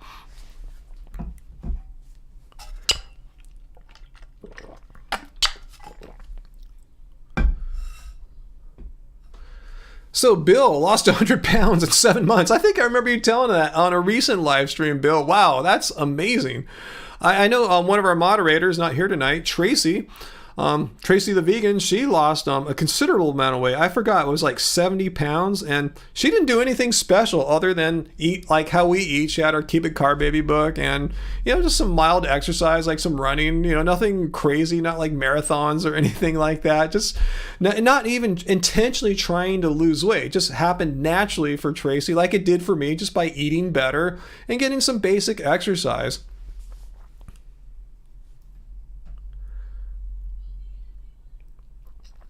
Bob, you think he asked if vaccines are vegan? Oh, we've talked about this many a time, so let's break it down here. There's so many different kinds of vaccines out there. Like there's ones that are like based in like an egg product. Definitely not vegan as far as the ingredients go. So yeah, many vaccines are inherently via their ingredients not vegan. And as far as the ingredients, and I'm not saying vegans shouldn't take them, but I'm saying just what's inside of them. And other vaccines have no animal products whatsoever, like say messenger RNA. COVID vaccines have no animal products whatsoever. So some have animal bits in them and some do not. But it really doesn't matter too much, and hopefully you have an option. Hopefully you have an option to get one that doesn't have any animal bits in it. But if we look at the definition of veganism here, let's go one more time. Because again, I just don't want to say, here's my opinion, and all vegan followers must listen to the cult leader here.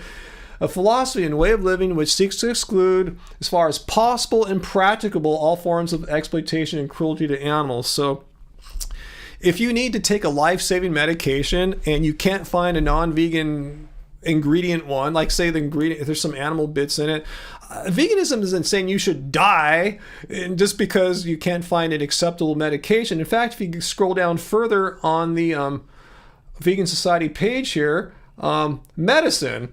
Currently, they acknowledge all medicine in the UK, and I'll add the United States here, must be tested on animals before it's deemed safe. So that includes vaccines, it includes Tylenol, and any medication you buy. You go to the dentist and they give you a painkiller, that's been anything. So what do they say? The Vegan Society does not recommend you avoid medication prescribed to you by your doctor. A vegan who is looking after themselves rather than a dead vegan is the best asset to the movement. And why is this? Because they say here, as far as possible and practicable for avoiding all forms of cruelty and exploitation. Meaning, if you need a medication because your doctor is telling you you got to take it, veganism is saying, nah, I'm just gonna not take it because I'm vegan. They're saying not to have that kind of mindset, especially if it's something that's really critical for you being alive or having a high quality of life. You shouldn't be a martyr or die for the cause. Veganism is not a death cult. If you see any vegan suggesting that you should die for your beliefs, run away, because that is a death cult. Tylenol is not necessary. Have you ever been in a lot of pain, Bob? I had to take a bunch of pain medication about a month ago, right before I had to get my bottom right molar extracted. The nerve died underneath, and I was in a shit ton of pain, bro, for several days. I was popping it down. Yeah, I probably would have survived without Tylenol, but it would have been a horrible experience for like a week or so, like just being in nonstop pain. So why should I be in pain for when I don't have to, when I could just take a Tylenol? Yeah, I don't know if it's necessary. Like I may have not perished, but it would have been a really unpleasant, painful experience. I'm not sure why I would deny myself taking a pain relief medication because I'm vegan. Can you explain that? not all medications are for life or death, but pain is a horrible, unpleasant experience. So you're saying I should just have experienced pain for many days. It could have been over a week until I finally got, it would have been like 2 weeks of nonstop pain before I actually could get an appointment, sitting down in the chair with them yanking the tooth out. And guess what they did there? They injected me with a bunch of crap there, not like some kind of pain thing, some modern Novocaine, so they could yank the tooth out. And guess what? Afterwards, they prescribed some massive, amounts of acetaminophen and ibuprofen. So that was necessary, doctor's orders. So, and I don't know if Graven Babies wants to bring this up, but her doctor is let her know she needs to take a certain medication for a condition she has, and she doesn't, she could die. So you're telling Graven Babies she shouldn't take it, or at least, or maybe she won't die, but have like negative health consequences? Why, Bob? Why should Graven Babies have unnecessary health complications, and I should sit around and for a week and a half or two and with unnecessary pain when I could just take a Tylenol?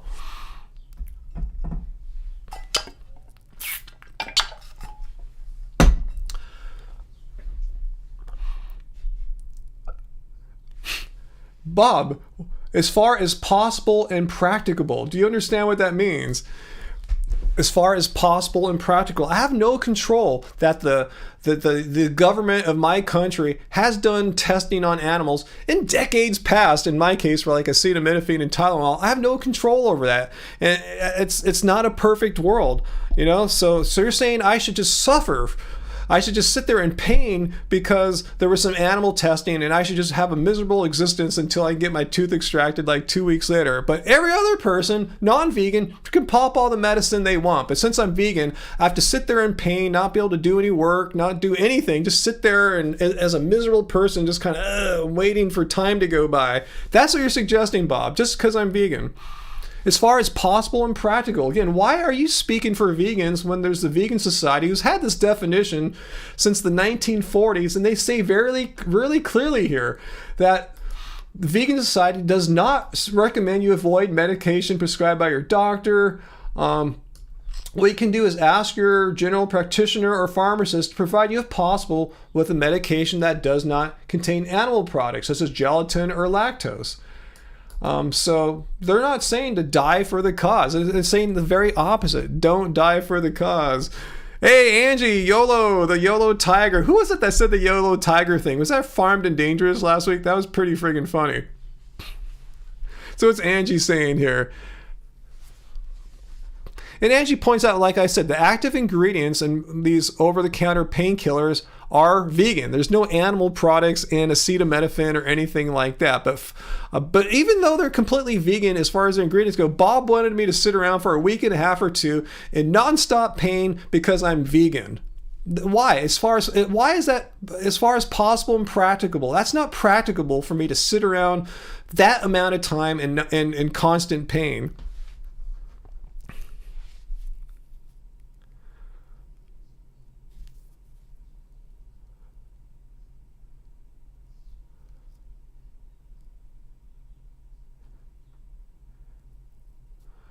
Would I prefer the meds be tested on people? No, I actually believe they don't have to test them on living sentient beings. Angie B's house. Cool name. No, actually, I know I forgot her exact field. She's a scientist, works in a lab in the East Coast where they're developing ways of testing medications that use like computer AI things rather than having to test them on living sentient beings.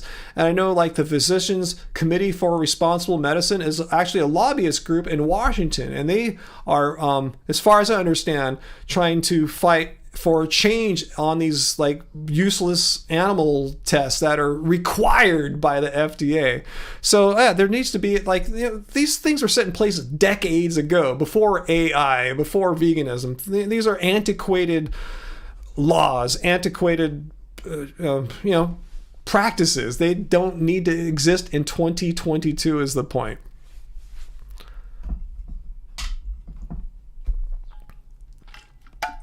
Yeah, Dr. Bear. Yeah, Bob Hill says he takes no meds at all. Maybe he expects everyone to live like him. Why should we all live like Bob? Bob's saying, hey, he takes no medicines whatsoever. Like, Bob, you never take a medicine. You've never had to go to the dentist. You've never had a cavity that needed filling. And when I go to the dentist, here's what I do, guys. I don't sit there and go, hey, inject me right away. A few times I get cavities, I tell them, hey, let's try it without any medication whatsoever. I've done this before. And sometimes I can get the cavity filled or whatever they got to do without any injection or anything like that. But if it gets too intense, I'll raise my hand and go, shoot me up, doctor. I'm ready to go. I actually had my mercury fillings all removed without any pain medication. Think about that. I sat there and got about 5 or 6 fillings removed, no medication. So I have a pretty high tolerance for pain. So if I'm getting if I'm taking any kind of pain relief medication, it's some serious crap. It's not just some petty pain. It's some gnarly pain. But, Bob wants me to suffer anyway, even if it's hardcore or gnarly pain, because he would suffer. He's tough.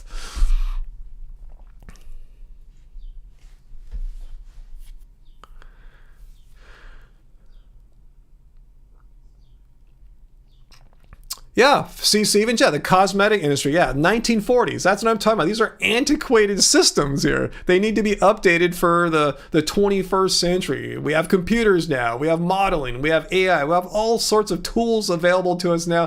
They didn't even have freaking calculators in 1945, So it shows you how primitive technology was back then. I guess animals were their best choice back then. I'm not condoning that or anything like that, but we have different tools now in 2022 that were not available back in the past.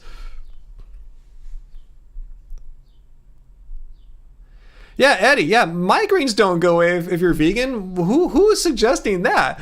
Who was it? Bob? Who is saying that if you're vegan or if you have a migraine, go vegan? I've never seen any studies that say anything of the sort, and I know plenty of vegans that have migraine headaches. So yeah.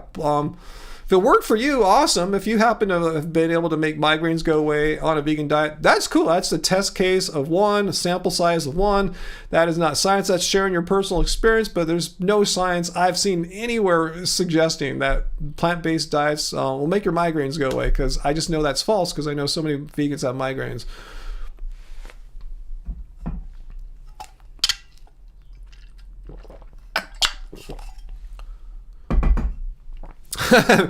Hello, hola, mi comunidad vegana. Yeah, you would just want them to knock you out for a teeth cleaning. See, I can handle teeth cleaning pretty well, but yeah, just when it gets gnarly, like when they extracted my molar, they don't know how I've done that without any kind of pain relief.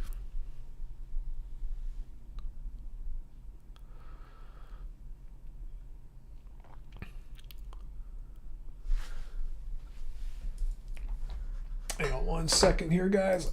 Okay.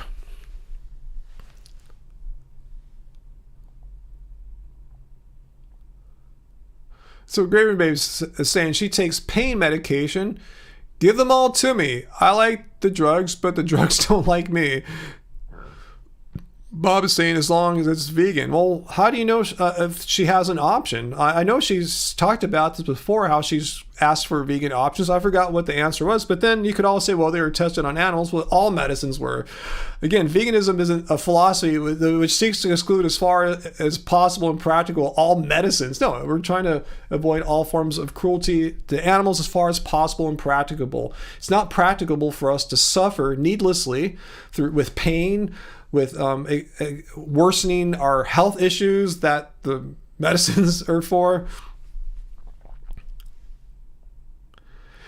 Yeah, and a few of us here are saying, not me, but a few people, especially some of our happy families, saying they're getting headaches just from Bob Hill's self-righteousness, how I don't take any medications, therefore nobody should take medications kind of attitude. Please, Bob, if you don't like vegans imposing their beliefs or practices onto you, maybe you can show some reciprocation by doing the same, please. David, you're getting shunned here? David, what are you getting shunned about? I missed some of your stuff here. So tell me now, David, what are you getting shunned about here?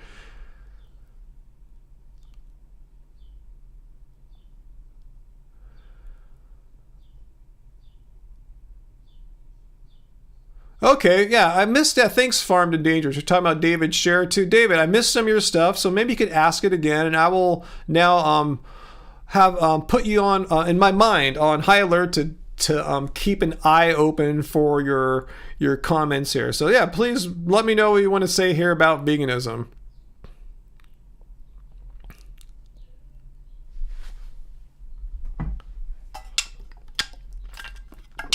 Yeah, veganese. I agree. I completely, 100% disagree with animal testing. I believe it's archaic, should be abolished, and we should use more newer, updated technologies and tools that will be better than animal testing, more accurate and zero cruelty. Agree 100%. You got to make some tofu, Korpchuk? That's cool.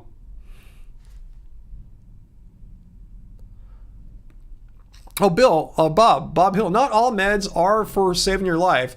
Some, like I said, in my case, were to deal with pretty much constant pain all day until I could get my tooth extracted. So I'm not going to sit around for a week and a half or two with needless pain when I could just pop in acetaminophen or ibuprofen like a non-vegan person has the option to.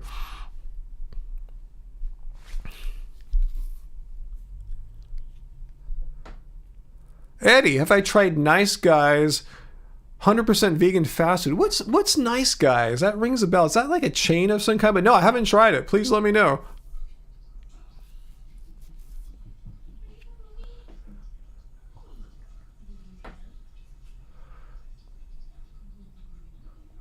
All right, so let's see what else we're talking about here. See a lot of people chatting with Bob with his extreme opinions there. It's here in SoCal. Nice Guys. What kind of place is it? Like, what kind of, is it a restaurant chain? It rings a weird bell. That's why I'm kind of tripping out on it.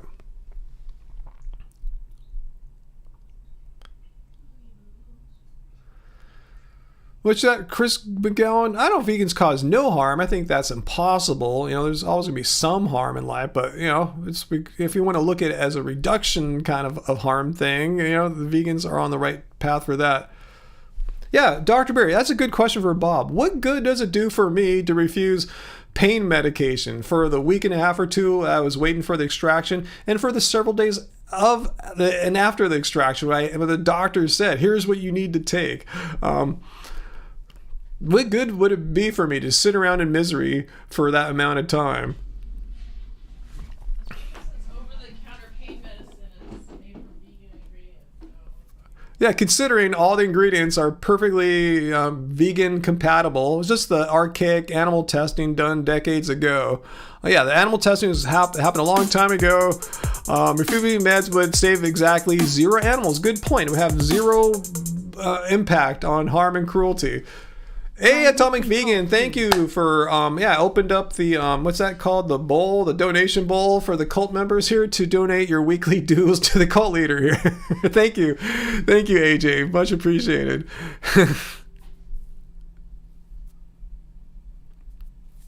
David, what's my take on the definition of possible and practicable from the definition of veganism that I quote often being fairly broad, considering most people have different perceptions and opinions of those words, so it can make it slightly hypocritical?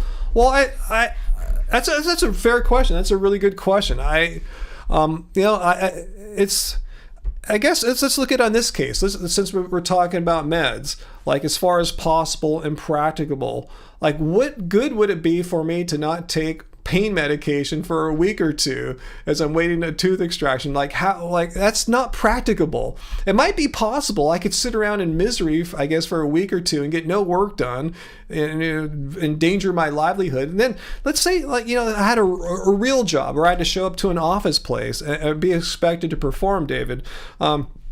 I could get fired, right? They say, just take a freaking aspirin, you idiot, or take a acetaminophen, whatever. I say, no, I can't. You know, like, why? Because I'm vegan. I mean, I don't think that it's going to fly with the boss. Veganism is not asking you to get fired or become homeless or destitute because of some moral belief, like you think it's wrong to take aspirin because, you know, it violates veganism. No, as far as possible and practical. It's not practicable for you to lose your job. It's not practicable for me to not get any work done for a week and a half or two. When there's a solution out there, take some acetaminophen, ibuprofen. Yeah, sure, there's testing done a long time ago, but even the Vegan Society is not saying, yeah, we live in an imperfect world. Unfortunately, that's how the governments have been working, but there's nothing that we can change about that. So if you need to take something, it's not practicable for you to lose productivity for that extended amount of time and endanger your livelihood when there's an easy solution. So that's what I'm talking about as far as possible and practical. There's an easy solution. It's not practical. It's not a good thing to become homeless, let's say, for the cause. Okay, right, I hear you. But say a person who still eats meat but still tries to make efforts to lower their meat consumption for ethical reasons, shouldn't they be considered vegan potentially? Well, let's look at the definition again. That's a fair question again, Dave. I'm not bagging on you or anything here. Veganism is a philosophy and way of living which seeks to exclude as far as possible and practical all forms of exploitation and cruelty to animals. Well, how is it not possible or practicable for someone who has access to supermarkets to not buy meat, who has access to restaurants and just get plants? I don't know. How is this? I don't understand. Like here, you have choices. This is my whole point in the rationality rules response video that I made. You have choices here. I didn't have a choice about the pain. My choice was to sit there and suffer needlessly for 1.5, 2 weeks, lose productivity, or take a pain relief medication. Here, you have a choice. Just go to the market. So if someone says, what was your question there? Person who still eats meat but still tries to make an effort to lower their meat consumption. Well, that's not veganism. That's cool. That's some kind of reductionitarianism. That means they're making an effort to lower. Veganism says, hey, here's the whole difference, David. Listen up very closely. Veganism means and says, hey, I don't have to eat meat and I'm not going to because I believe it's morally wrong. I can't sit there and say, well, I believe it's morally wrong, but I'm just going to go buy a burger today because I want to be lazy or hang out with the guys at the bar or something like that. I mean, if you don't have to eat meat with them, and I'm saying you don't have to buy meat because you're lazy or something like that. You have the option to buy plants, to eat plants. So that's the difference there. You might not have many options when it comes to, avoiding pain for 2 weeks with a tooth that needs to be extracted. But it's like if you're vegan, you're not going to go and eat meat needlessly unless you're dying. Like I said, if you're on a desert island or something like that and you have no options, yeah, you probably can't be vegan, right? Your morals have to take a backseat to surviving so you can come home to your family. That's the responsible thing to do, is not die and survive and come back to your family. But a person not on a desert island like these hypothetical people you brought up here, David, have options. They can go to stores. They can buy plants. So I'm not sure how that's not possible or not practicable for them.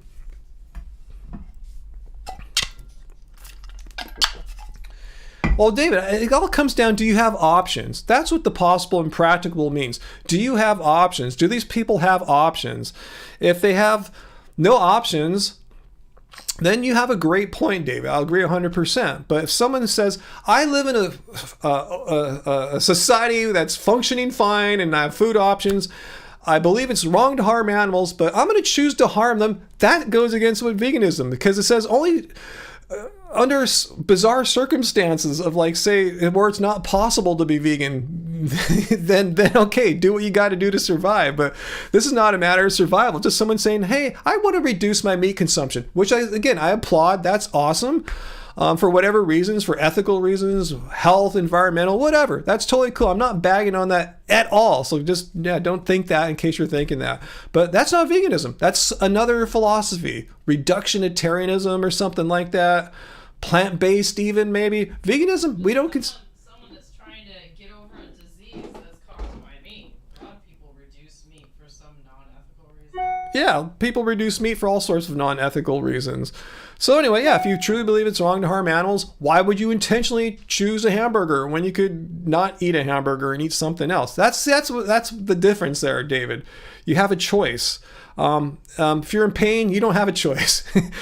I guess the only other choice is sit there and lose productivity for a week or two. Still, it's not like those aspirins are not vegan. Yeah, and it's not like those aspirins are not vegan. There's nothing unvegan in the ingredients. It doesn't say all or none. Let's see. Well, because here, if you truly believe, David, that it's wrong to harm animals, it's wrong to be cruel to animals, you would do as much as you possibly can. Yes, why would you, how is it not possible? Here's the word, David, possible. How is it not possible for someone who thinks it's wrong to harm animals to go to the store and buy potatoes instead of steak? How is that not possible for them? You got to explain that one to me. They're not on a desert island.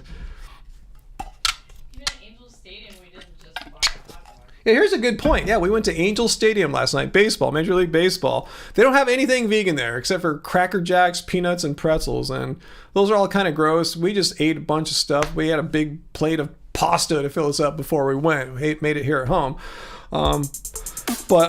You know, by following your logic there, you would say, well, they didn't have any good vegan options at Angel Stadium. I should just eat a freaking hot dog, like a dead pig hot dog.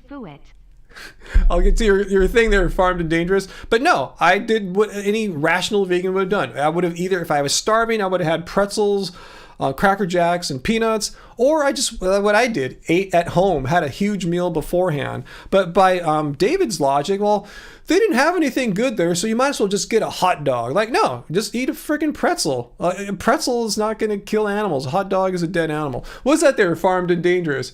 If you can dream it, you can tofu it. Thanks so much for the super chat tip there. If you can dream it, you can tofu it.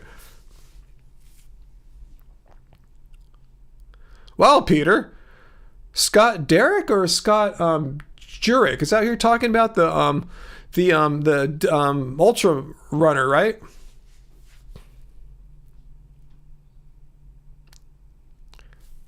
Fu Man quoting Pink Floyd there.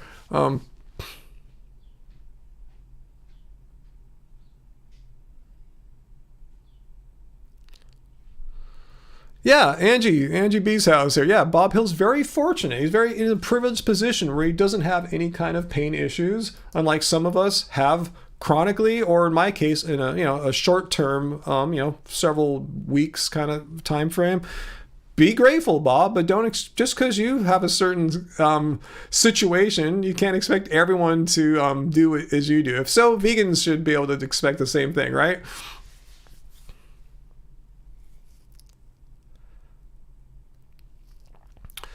David, I see what you're trying to say, that the possible and practical is perception based, and you can make that argument, which you are doing, and I'm not saying you're wrong to make that argument, but I'm giving you my perspective on what they actually mean, because anyone could just say anything about what possible and practical means, but I'm giving you my argument.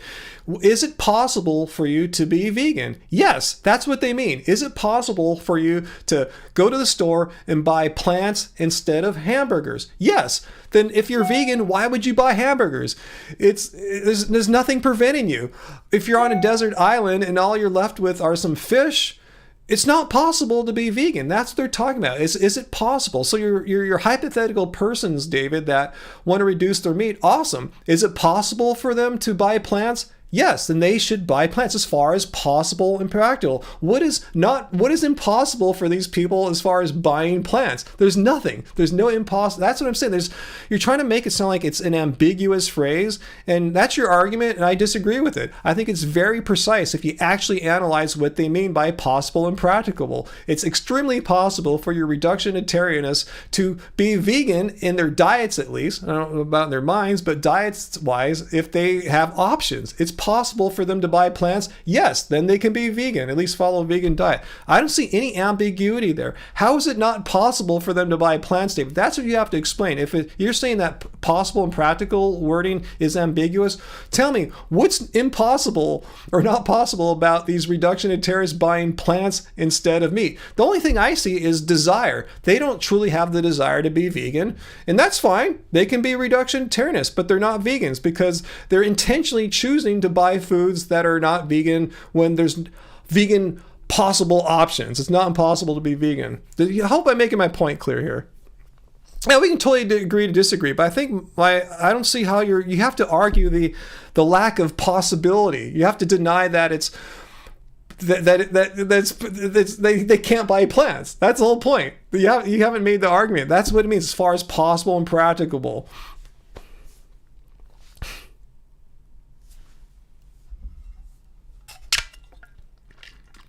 Well, Bob, if you want to define veganism, have at it. But, there's already a long-standing definition of veganism that captures a lot of the subtlety of what veganism is. But you can have yours. That's cool. It's just not mine, and it's not the one that has stood the test of time. Okay, David, cool. We'll just leave it at that, David. But I'm just saying, if it's ambiguous, we need to see how it's not possible for these people to buy meat that live in society.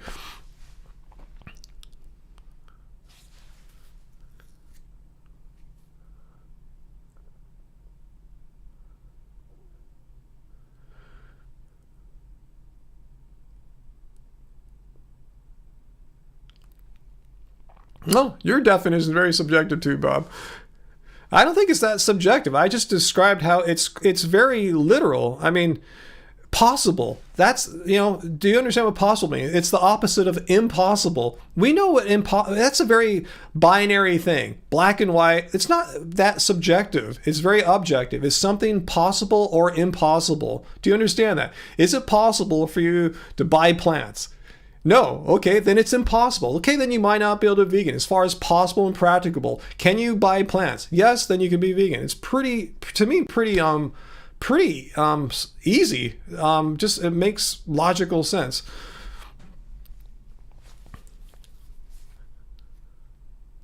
It's the Astral Alumnus Pastician. Okay, I got to enter the chat and say that some curious about going vegan may feel that they will be in awkward social situations. And I've been there. It's real. Yeah, it can happen. I just last night at the Angels game, the guy sitting next to me offered me some C's candies. Hey, my wife works at C's, and I pass these out to the ushers, and he wanted to give us some. I said, oh, thank you. That is very kind of you, sir. But I'm vegan, and there's probably dairy in there. Yeah, I can't eat it. I can't accept it, but I thank you for your kindness. Yeah, I have to research it and do some Googling to see, but I'm pretty sure there's dairy in there. So it happens, It was cool, I don't think he hated me after that. Just tried to tell him appreciate his kind gesture, but, it would be against my moral principles to just eat something because it was possible for me to not eat it. I could have Googled it if I really, really wanted to eat it and see. I was pretty sure, though, there's dairy in C's candy.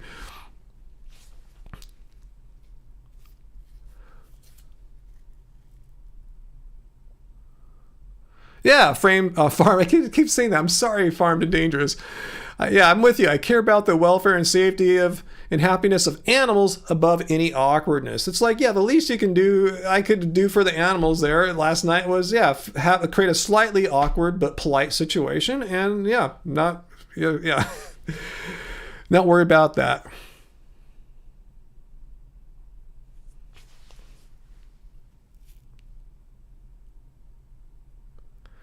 What's that, Eddie? It's deeper than that, Ryan. It's easy nowadays. It was way worse before. What are you talking about there, Eddie? What did I miss? About awkwardness and stuff? Or I was just giving you one example that happened to me yesterday. That's not the only one I've ever had in my life, obviously, but that one is very fresh in my mind.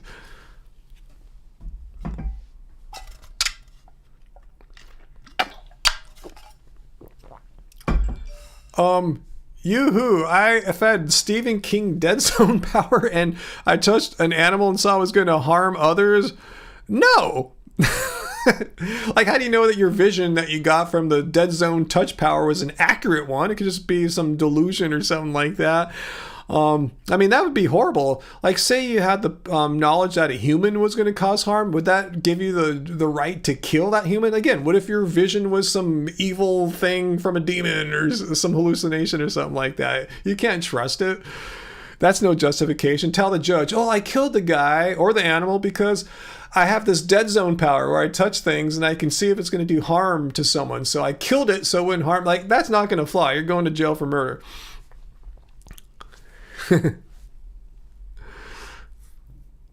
Yeah, just drink anyway, guys. Drink if you are itching to drink.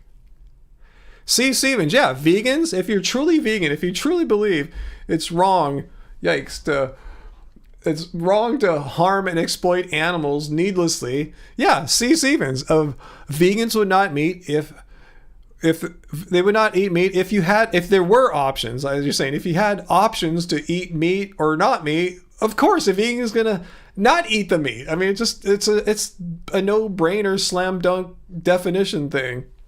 I see dead animals, huh, Uncle?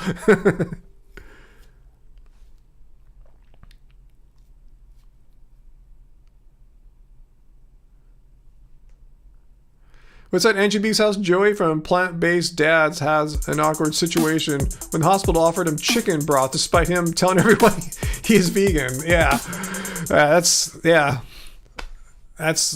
frustrating, huh? A new drinking game whenever you say my name as framed and dangerous. Yeah, I like that drinking game. Thanks for the super chat tip there.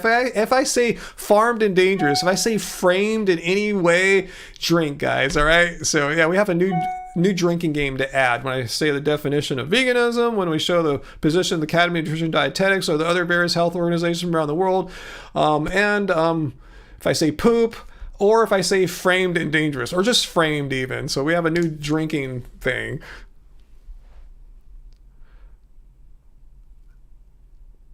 Powers that Bob has to give strangers headaches. Should we eat Bob? Huh? Good point, Graven Babies, using that kind of reasoning, huh? Lynn, are we saying there's no restaurant on the deserted island with no vegan options? Yes, that's what we're saying. On these desert islands, yeah, these hypothetical desert island situations, there's no restaurants that have any vegan options. Maybe there's a restaurant that's all meat, like Angel Stadium or something like that. But yeah, no vegan options. All right, let me get this here. Okay.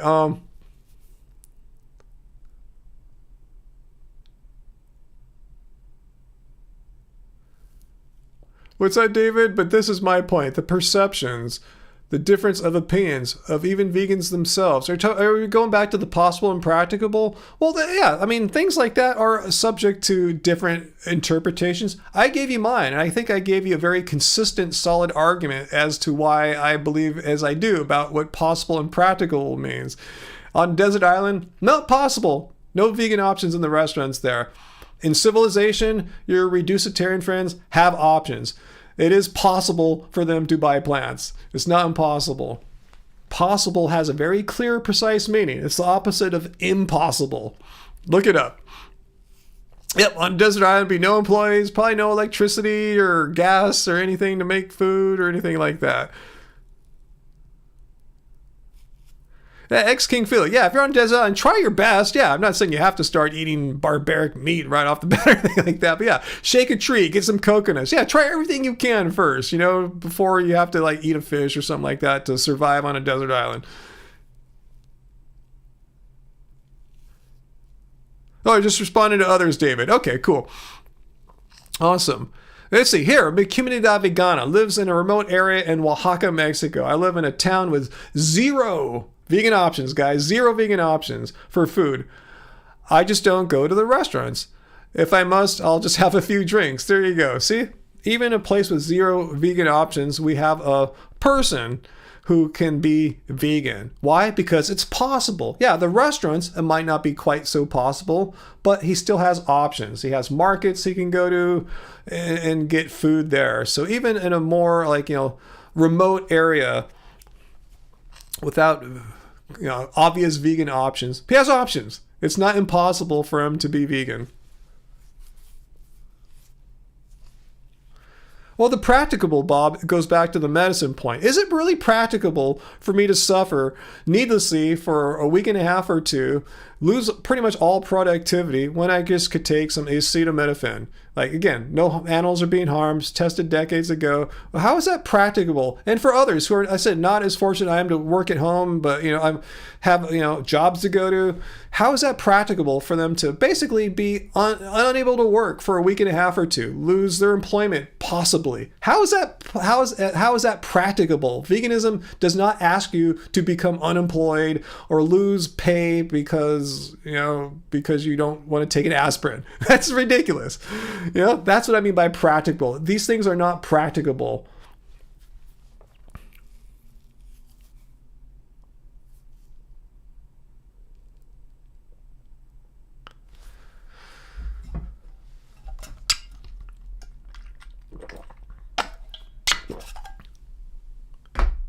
What, Chris? What are you talking about? Hunting a mouse? Why should I hunt a mouse for? I'm not sure what you're talking about. Are you talking on the desert island? Yeah, if that's what you need to do to survive. Is that what we're talking about?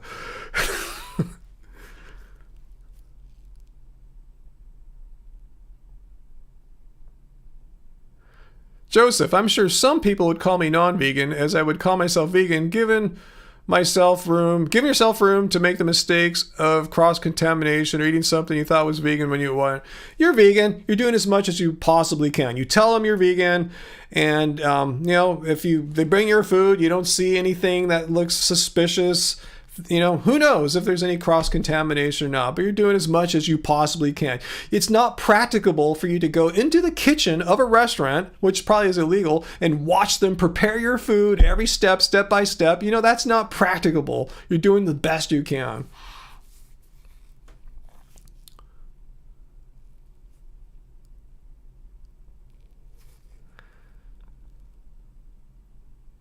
The combine harvester argument. Okay, what is he? Chris, tell me again. I missed your point. Maybe you can rephrase it again. What are you talking about? Are you talking about the use of combine harvesters? How they might harm a mouse or something like that? Is that what you're saying, Chris? No. With crop deaths when eating a vegan diet, why not hunt the mouse directly and eat it, as it will cause less death? Surely that's the vegan option, possibly impractical. Why should we eat a mouse? I still don't understand your argument, because you say a mouse might get harmed in the harvesting of soy and corn crops via combine harvesters. Again, most soy and corn doesn't go to feed vegans. You must know that.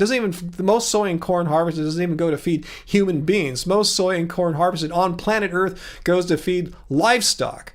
So you're participating in, if you really care about these rodents, you're participating in that as well. It's not a vegan thing. Vegans can avoid foods that are harvested by combine harvesters if that's really a high priority for a vegan. So is that what you're talking about there? You're talking about like some rodents get harmed in combine harvesters? And let's talk about that if that's what you want to talk about. Is that your point there? That animals get harmed by combine harvesters, and so therefore, just eat the mice? Is that it? Is that your argument? Chris is saying mice are harmed in crop harvesting, so why not just kill one mouse instead? So you're saying don't we should abolish combine harvesting? And then vegans should go out and just get a mouse like from the yard or a pet store and eat that? I still don't understand. I know you're trying to say mice get harmed in combine harvesting, so maybe vegans should just kill a mouse and eat that? Is that it's not connecting to me. The logic is I see what you're saying, but it's not making logical sense.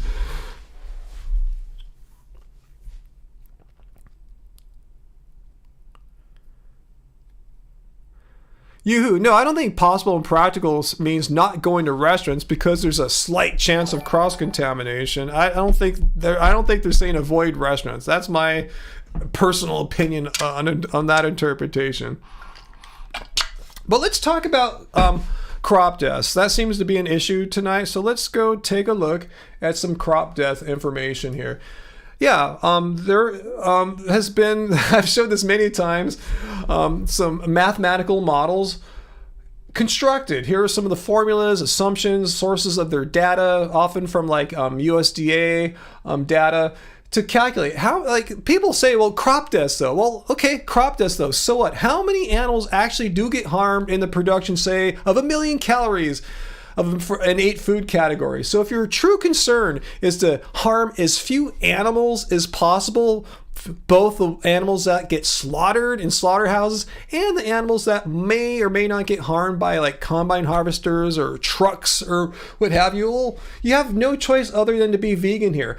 This graph has 2 colors. Red represents the animals that are killed via slaughter, like chicken here is the worst culprit here. To produce 1 million calories of chicken, you're going to slaughter 237.6 chickens, and over 13.5 will be harmed via harvest. That's 13.5 in harvest. Compare that to grains, which are combine harvester often, like wheat.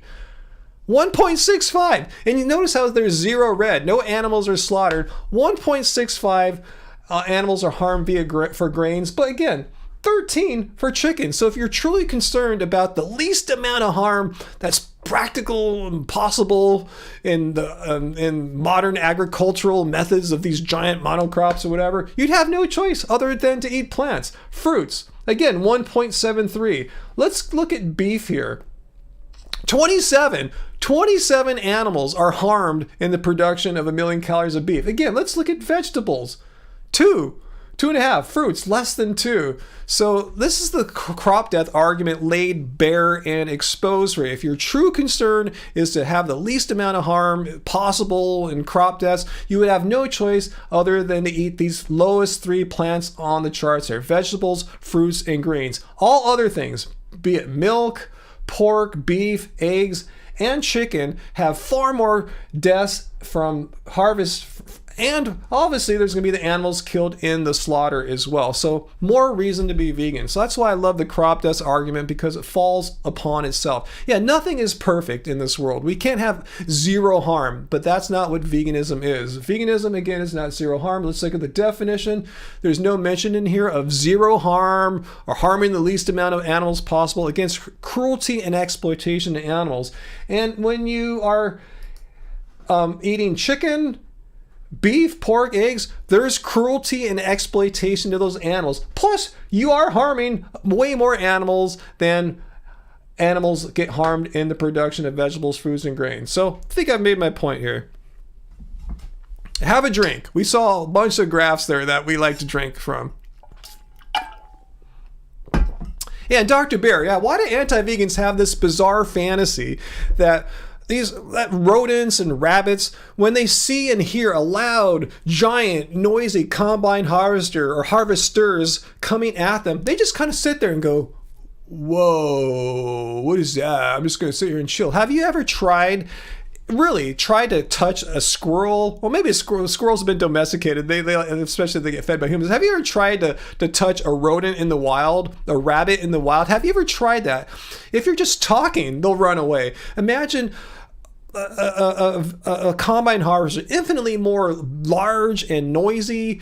You can see it and hear it from miles away. Do you think the rodents aren't aware of its presence and they're just going to sit there? So yeah, some do get harmed. I'm not denying that combine harvesters cause 0 harm, but the studies have shown they put radio trackers on rodents or animals in fields, and as our hypothesis bears out from the studies, they scatter, they run, they just don't sit there like idiots, because they want to survive, they're not stupid.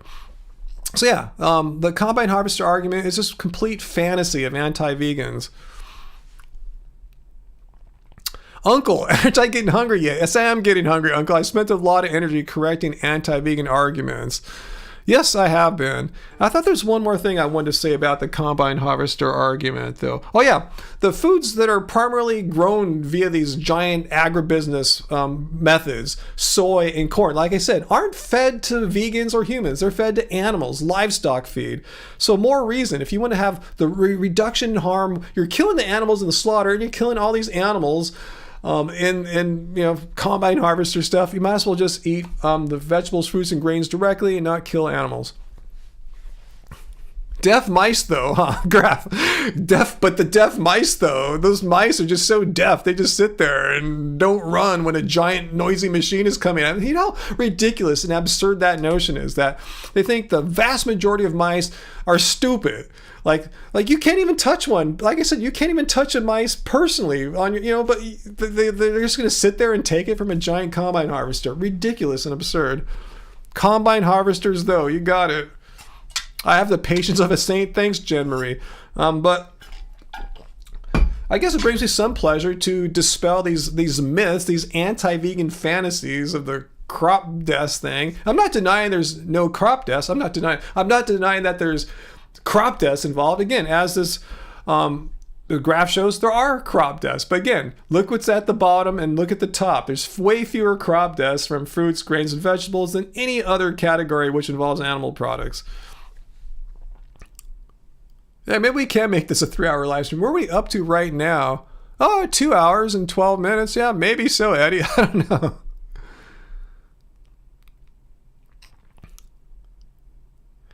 Yeah, Susan, maybe because deer seem to stand dazed in the headlights, but that's not how rodents operate in the daytime. Again, has anyone, any anti-vegan, whoever is out there right now, or even non-vegan, or vegans, has anyone ever seen a rodent in the wild or a rabbit in the wild, not like, domesticated, when ones that exist in the wild, and been able to touch it? Let me know if any of you guys have ever touched a wild rodent or rabbit. Let me know, because I'm going to bet a lot of money that none of you guys ever have, because they're not stupid and they have really great senses of hearing. They can see. I've seen rabbits, their eyes are on the side of their head. They see what's happening way to the side as opposed to us in front. They know when predators or harm is nearby, or even from a distance in the case of a combine harvester. Hutch, yeah, you have to be up in 6 hours. Maybe you should go to bed, Hutch. Yeah. What, David? What's your argument against veganism now? I think it's this or that to veganism hurts veganism more than anything else. What are you talking about? It's this or that. What are you describing there? I'm not clear as to what you're talking about. Rabbits love you? Well, have you been able to touch one in the wild is the question. Let's see, Graph, you almost touched a wild possum. Yeah, I've barely touched possums before, yeah. Skunks can't see, so I guess that doesn't count. You fed a chipmunk. See, that doesn't count. Animals that you're feeding, I'm not talking about that. They're there for the reward of food, but we're talking about animals that are looking with their side ears and eyes for harm. They're going to get out of the way. Yoo-hoo! Ryan, I saw a video the other day of a guy who was playing banjo and a fox came right up to him. Veganism debunked. You got it there.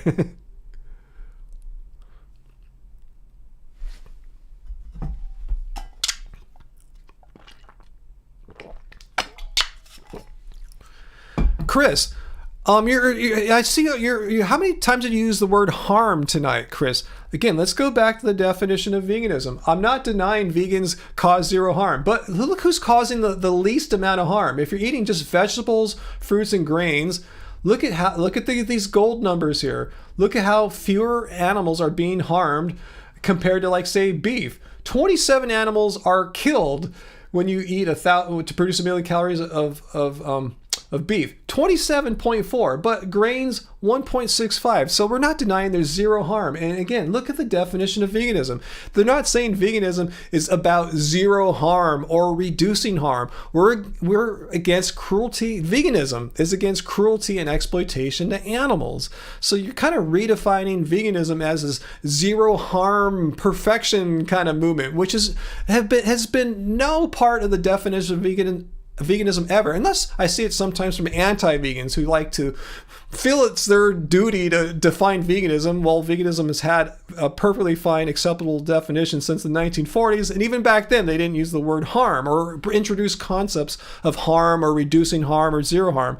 Veganism, again, is an animal rights movement. So again, of course we care about harm to animals, and if you do truly care about harming or not harming animals, you would have no choice other than to go vegan, because that causes the least amount of harm. But you're going to say, okay, well, still, compared to beef, where we're harming 27.4 animals, you're still harming 1.65 animals with your grain, so therefore, eat animals. That's what you're saying. Because you can't have a completely perfect solution that involves zero harm whatsoever, veganism's debunked.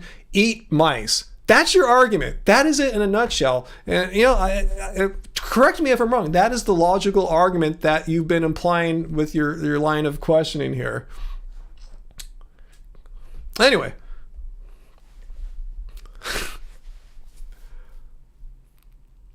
Lynn G, dang, the old kidneys are getting a workout tonight with all these definitions. Huh?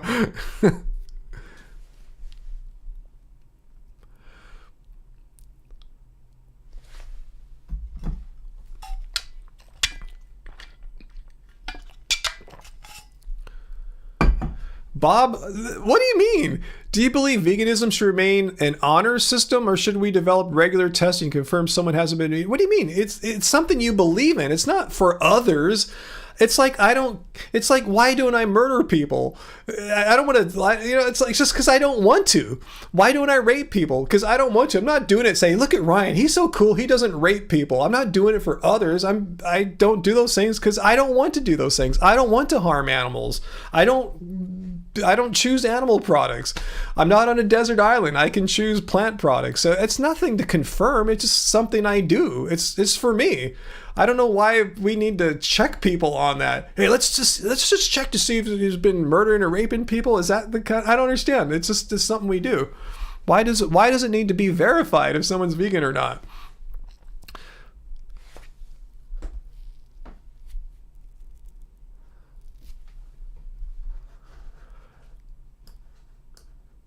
All right, David, that's got to go on the poop wall here. Let me see if I can copy it onto the poop wall. All right, I thought we were going to avoid the poop wall all night, but we got it here. So let's get it. Let's get his thing up here. All right, so David is arguing this, or asserting this, that veganism, it's a hypocritical stance. Can we at least agree? Why is it hypocritical? Here's why. Veganism still creates harm. Just because it's less doesn't make it insignificant. Again, where do you get the idea that veganism is about avoiding all harm or decreasing harm? Again, guys, get your drinking cups out. Let's go look at the definition one more time. Do we even see the word harm here once? No, it's not mentioned once. There's no concept of harm being implied or anything like that. It's a stance against cruelty and exploitation to animals. So David, how are you getting harm in this? Again, I'm not dismissing harm, but it's not the essence. It's not at the essence of what veganism is. What is at the essence is avoiding cruelty and exploitation to animals, rather than some kind of reduction of harm. However, if we must look at harm, let's look at harm here. Yeah, veganism is not a concept of zero harm. And if there is some harm anywhere in the production of any plant food, veganism debunked? Nope. It's just, there's less harm. So if you're truly concerned about less harm, about having the least amount of harm practically possible, again, you have no choice other than eat vegetables, fruits, and grains, because all the others have way more harm to the animals. Like pork has 11 animals harm, plus 7.1 slaughtered, and there's no animals slaughtered for fruits, vegetables, or grains. So if your true concern is a harm reducitarian, you should be vegan. If that's what you, because we all agree, there's no way to have zero harm in the world. The only way to have zero harm is if we were all dead. Humanity wiped off the planet. I'm not suggesting that, but that's the only way there'd be zero harm to other creatures, if there were no humans here to screw things up. So anyway, no, we're not going to agree to disagree. Veganism is not a zero harm concept. It's not the essence of veganism. It's never been part of its definition. What's part of the definition is avoiding cruelty and exploitation to animals.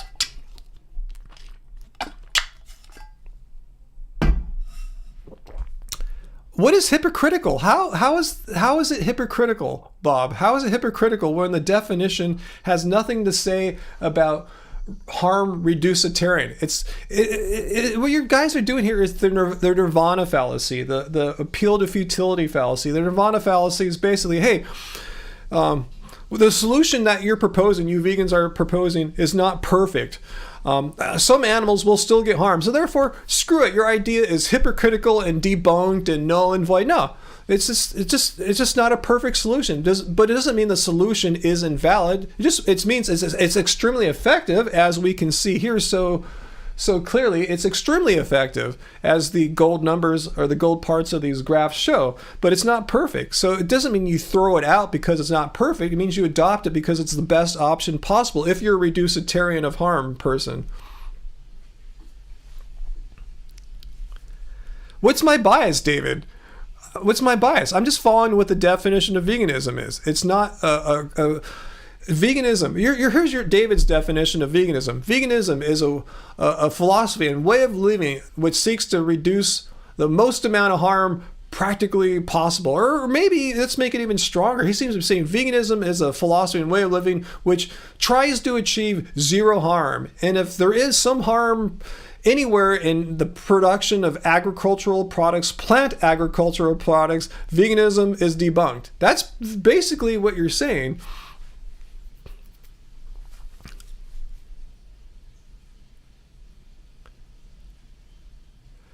Yeah, Eddie, I don't get why the focus is proving vegans aren't perfect or that veganism as an idea isn't perfect. We live in a very imperfect world. We can't have perfectionism here.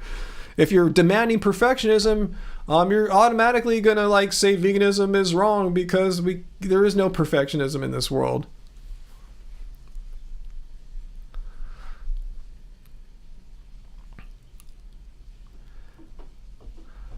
David, what do you mean I have bias? I mean, I'm just stating the definition of vegan. How is that a bias? I'm citing a definition that has its origins back into the 1940s. As it says here from the 1940s, here it is, the original definition of veganism here. The emancipation of animals from exploitation by man. That was what started this whole definition. Those 6 simple words here. How do you get from that veganism means harm reduction or zero harm? I'm just reading what the words say here. You're the one that's interpreting or superimposing onto these black and white words here. You're the one that's superimposing harm reduction or something like that. Harm zero harm.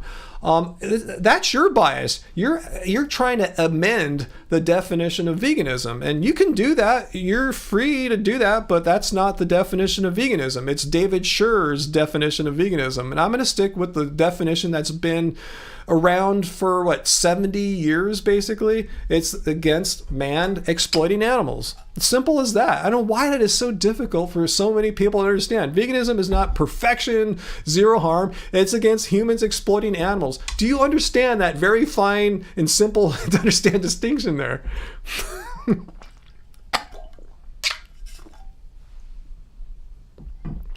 Yeah, David's asking solid questions, Bob. I agree, and that's why I've devoted so much time answering his questions. They're perfectly fair questions, and I understand that these questions are common for people who don't have a more solid grasp of what veganism is or is not. I understand that. I probably didn't understand these distinctions before I went vegan either. I may have not even understood them fully in my early vegan years. So I understand this. I'm not trying to make fun of David or Bob. I'm answering the questions as best as I can after having thought through these issues for years and using my philosophical tools to try to present why these arguments are just not, they don't debunk or gainsay veganism in any way.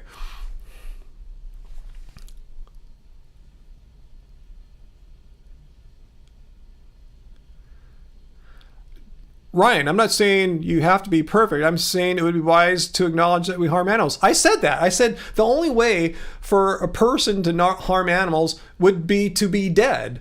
I'm sure just sitting here right now, I'm harming something. Electricity's running here, transmission lines, who knows? Maybe I'm gonna buy some bananas tomorrow, and the truck delivering the bananas to the supermarket just ran over a squirrel. I don't know. I'm not saying I'm responsible for zero harm. I never made that claim because that would be ridiculous. It's false and completely absurd for any human to claim they produce zero harm. The only way a human could utter the words "I produce zero harm" is if that human were dead. So a dead person cannot utter words. So there's no way a person could ever truthfully utter "I cause zero harm." Do you understand that difference there? The distinction I'm making. Not distinction, just the point I'm trying to clarify here. No humans can cause zero harm unless you are no longer being. Yeah, and Vian Moyman brings out an excellent distinction here as well. Philosophy has been called the art of making distinctions. And there's a distinction between intentional harm, like, yes, let's raise all these cows in horrible conditions, enslave them, and then intentionally lead them to the slaughterhouse where they will be killed, versus a turnip truck running over a squirrel on the way to Trader Joe's. So there's a huge distinction to be made there. accidents happen, but it's not an accident that 80 billion animals are slaughtered annually. That's not an accident. That is an act of human intention. But yeah, turnip truck running over a mouse, non-intentional, happens every day, you know? Cars, vehicles, even ones that don't transport food will run over rodents. It's like saying vegans, here's your argument. Vegans should not be allowed to drive cars because cars run over rodents, they can hit a deer or whatever. So vegans should not be allowed to drive because veganism, according to David here, is about zero harm. So if there's any potential for harm, vegans shouldn't do it. So yeah, vegans shouldn't drive. Vegans shouldn't take medication. See how this is like a slippery slope here, and that vegans should just basically sit around and just wither away and die, basically, because that's the only way to cause no harm. But again, veganism is not a death cult. It's not asking you to kill yourself.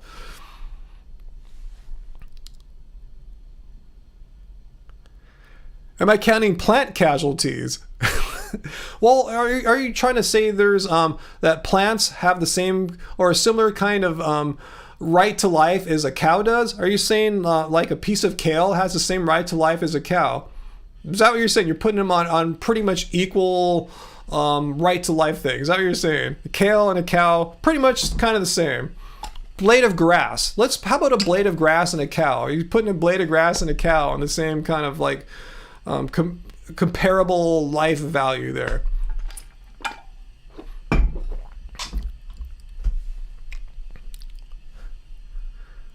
Yeah, we can't sleep because we swallow bugs. It's happened to me riding a bike. I haven't ridden a bike in a while, but I've swallowed a few bugs on a run or a bike ride. Does that make me not vegan? No, it was unintentional. As far as possible and practicable, I tried to avoid swallowing bugs, but if it's going to fly in my mouth, it was not possible. There's that word again. It was not possible for me to avoid the bug flying into my mouth and go down my throat.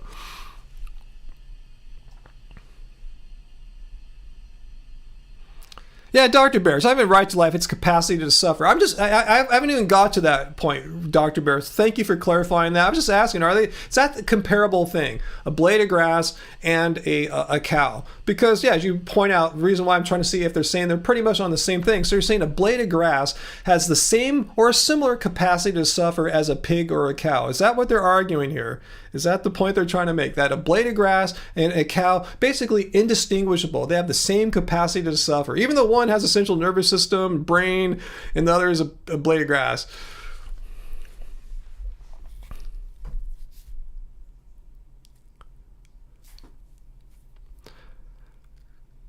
Chris thinks he has veganism debunked. You can live without no harm. It's possible. How can you live without no harm? Saying we all cause harm debunks veganism itself. No, it doesn't. Because nowhere in the definition of veganism say it's a philosophy of no harm. It's a philosophy of not exploiting animals. So how does it say, yeah, we all cause harm? We all do. So what? How does that debunk veganism? You got to explain that one to me, because you got to tell me how veganism is essentially connected with a zero harm perspective or position or mandate. Tell me how veganism is connected with a zero harm mandate. Please be specific how veganism is connected with a zero harm mandate. If that mandate gets violated, veganism is null and void.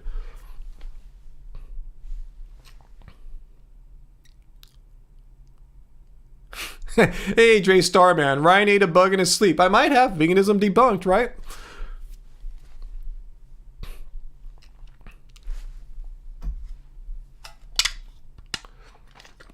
Yeah, Angie B's house. How does he mow his lawn? It's funny how people who don't give a crap about animals' capacities to feel pain, don't care about animal rights, suddenly become these hardcore plant activists out of the blue. Again, they don't care about animal lives or anything like that, but all of a sudden, plants, those are the most precious souls and lives to be protected. Yet, they don't really care about plants. They just try to pretend they're plant activists. Yeah, I'm sure they mow their lawns. They don't give a crap when they walk on grass. Henning, I slipped and fell on an ant. Ex-vegan. Is it vegan to be scared of roaches? Hey, if you're scared of something, you're scared of something. You just don't have to kill them. Gwar, baby. Every time I mow my lawn, it upsets me, but I know it must be complete. Emo plants, though, huh? AJ Vantage, huh?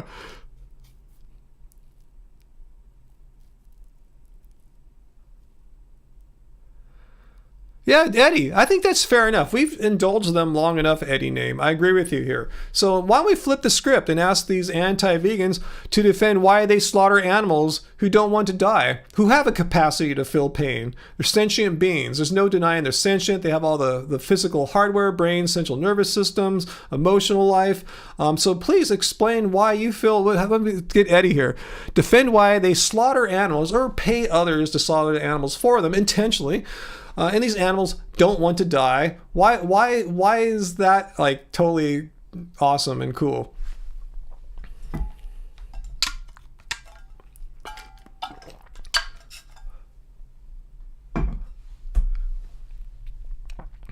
Let's see. Farmed and dangerous. I didn't say framed, but you could still have a drink because I said framed. Farmed and dangerous.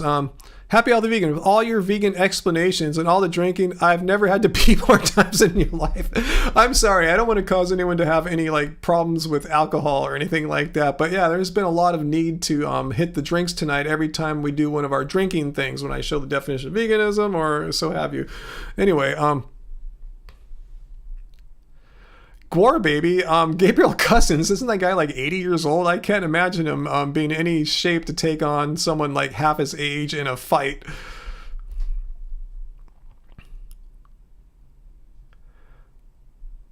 I never saw that movie, Yoo-hoo, so I wouldn't know how to answer that question.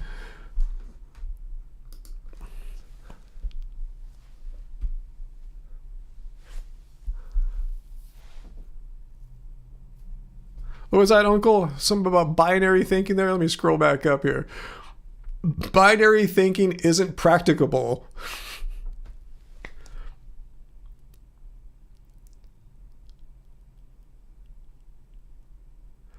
Chris McGowan. Okay, if I eat one mouse, I exploit one mouse. So how many calories is in a mouse? I'm going to guess maybe 100. You're going to have to eat more than one mouse, Chris, to be completely honest. So you're not going to eat one mouse today. You're going to eat other things as well. And all of them, they're going to have some problems. But you're intentionally choosing to go out and hunt down a mouse, kill it, bleed it out cruelly, and then eat it. So that's what's different about vegans. We're not going to exploit a mouse. And you're assuming that mice are being harmed when we eat plants. Here's the thing. If that's truly a concern of yours, you can grow your own food and make sure there's no harm. I said I've been growing plants out of my yard for decades, and I've never harmed a mouse.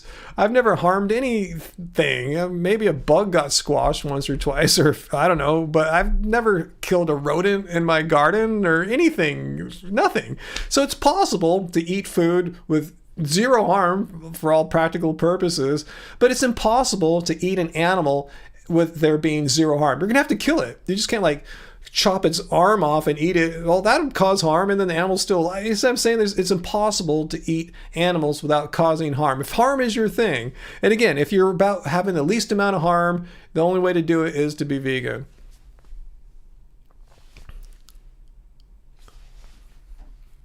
Uncle, yeah, great point. Why is slaughtering animals better for the world of sentient beings than having some lentil soup? Fair question, huh?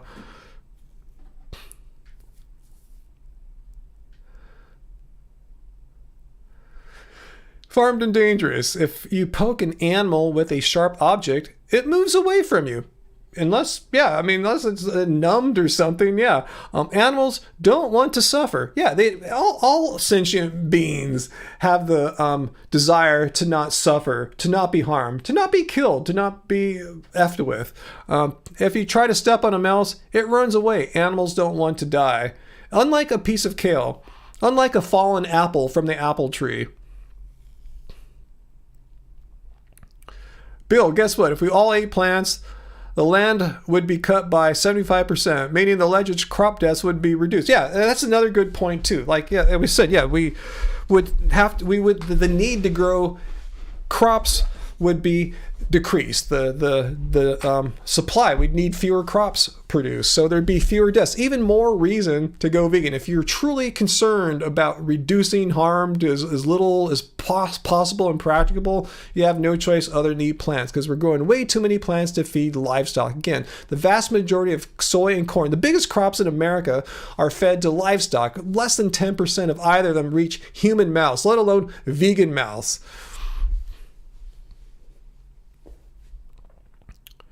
You put the argument out. What about a crab claw? They can regrow them? I don't know. I think there are some sea fish, like starfish can grow arms back. But I mean, how many people are really like subsiding off of that in this live stream right now? Bob Hill saying non-spiritual people aren't able to suffer? Really? I didn't know that. So if we go to a I know he's seems to be Christian biased. So we find a non-Christian and punch them in the face, they'll be fine with it. They won't feel any pain. That's an interesting idea.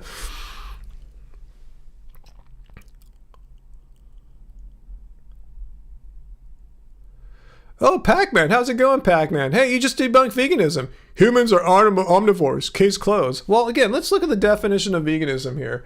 It's a way of living which seeks to exclude as far as possible and practicable all forms of cruelty and exploitation of animals, which means we have choices. Pac-Man is making the choice to intentionally harm animals every day, every meal. And we're making the choice to not harm animals. So that you don't understand what veganism is. And you think that, are you saying omnivores, meaning we need to eat meat in order to be healthy? Is that what you're saying, Pac-Man? Is that what you're saying? That without eating meat, us vegans are going to suffer irreparable harm and damage to our health? Is that what you're saying? Is that why you brought up omnivores? Let me know, Pac-Man, if that's your position, that vegans are unable to get the nutrients they need from just eating plants. I think that's his argument more than anything. So come back, Pac-Man, and back up your crap here.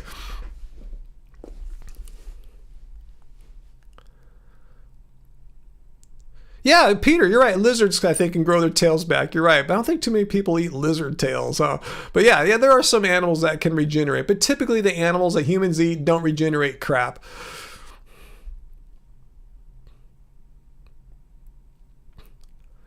We'll wait for Pac-Man to come back before we consider banning him or her. I want Pac-Man to answer the question that I posed there. He said, humans are omnivores, case closed. So I just want to say, are you trying to imply that omnivores, if humans are omnivores, we need meat in order to survive? Like we'll just die and wither away without such. So let me know, Pac-Man. If you split already, great. Whichever, it's all good. I don't really give a crap.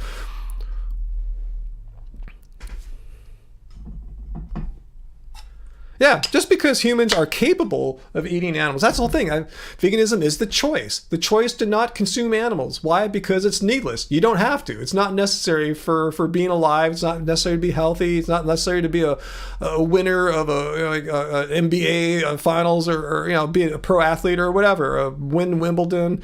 So anyway, let's see if he comes back. I don't think he's coming back. I think he just wanted to poop and run. Oh, you know what I'm going to do for people that poop and run? We'll do this. He's farting. That's his poop sound. Let's do it again, Pac-Man. Are you here? You just came here and pooped and ran.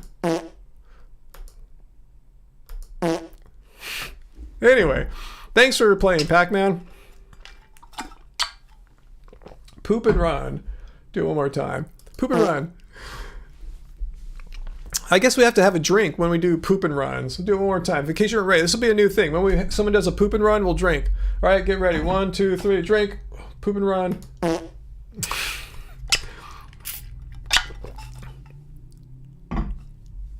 Oh, he spends all his time trolling vegans on his account. I think I recognize that picture, Dre Starman, but it's funny how he comes and trolls. He talks a big talk. He just poops and runs, though. So he is basically a coward. He can't even stay like a couple minutes to defend his outrageous claim there. He just came and pooped and ran. If he was really, a brave, macho man, as his picture seems to want to portray, hey, stay and defend what you said, but you just poop and run. I added that in tonight. That was one of the new additions tonight. It was getting the fart sound happening. Oh, here we got Monsta 760. Veganism is ridiculous. Please tell us more, Monsta 760. Why is veganism ridiculous? Be specific. How is it ridiculous? I want to know. What about it? Be exact. Just let us know. If what we're doing is ridiculous, you will be helping us to move on and get away from this ridiculous vegan thing that we're doing. So help me turn my life around. I need a new path. You're thinking. Tell me. Open my eyes and enlighten me. Tell me how exactly is veganism ridiculous, and we'll be eagerly awaiting your answer. So take your time. Oh, okay. You just want to say you're vegan. Okay, God, you got me all wound up there. I was all excited. We've had so many anti-vegans for the past bit here. I'm just like, I'm not remembering everyone who's been here before.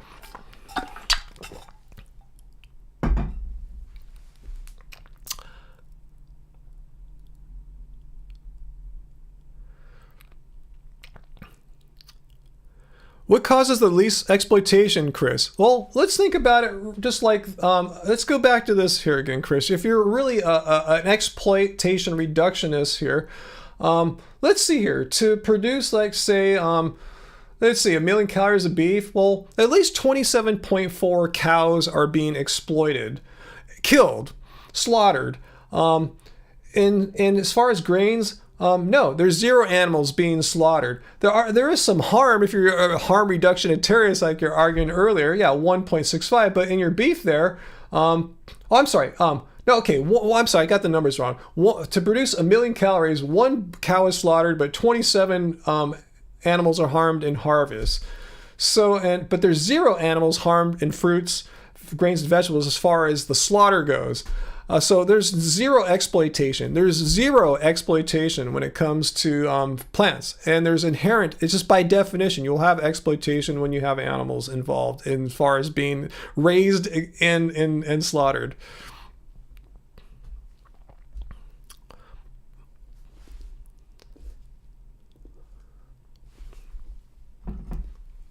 And to exploit, yeah, you need intent. I am going to purchase these animals, breed them into existence, and keep them and feed them for X amount of months or years and fatten them up and slaughter them and make money. That's all the bunch of the intents there.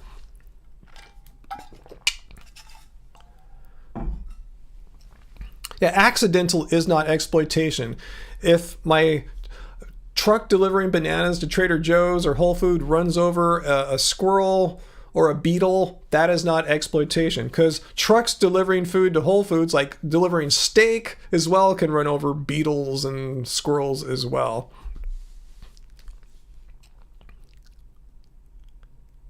You setting the fart sound to your ringtone? Well, maybe we'll get to play it again if the occasion arise. What's that, Samuel? You have the poop sound, but not the Fishu running sound. I think you can find that one under sound effects. What I don't know what that one is. Like someone running away kind of sound. Yeah, I guess I'll get that one ready, huh?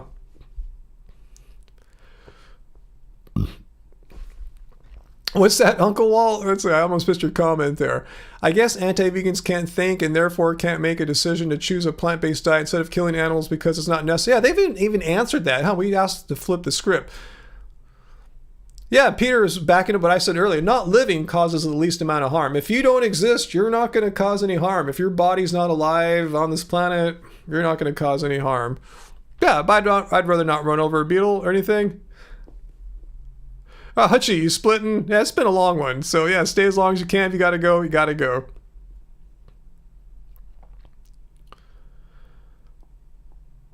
Oh, Bob, you're basing your decisions based on your religion. Hey, how do you know any human has a soul? How do you know your cat doesn't have a soul? You know, do you look at me and see I'm a soulless person? Who knows?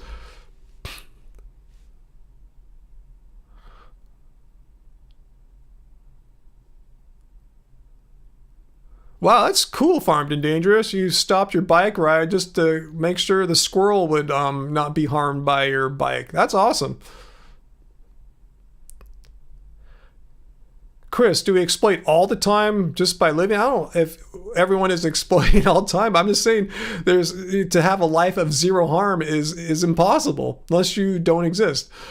People who don't exist don't take up any resources. That's what I'm saying. Just the whole process of using resources, being anything, electricity, acquiring food, having things delivered to your house, everything involves some kind of harm, probably. Probably the Amazon truck driver guy ran over something once before, at least.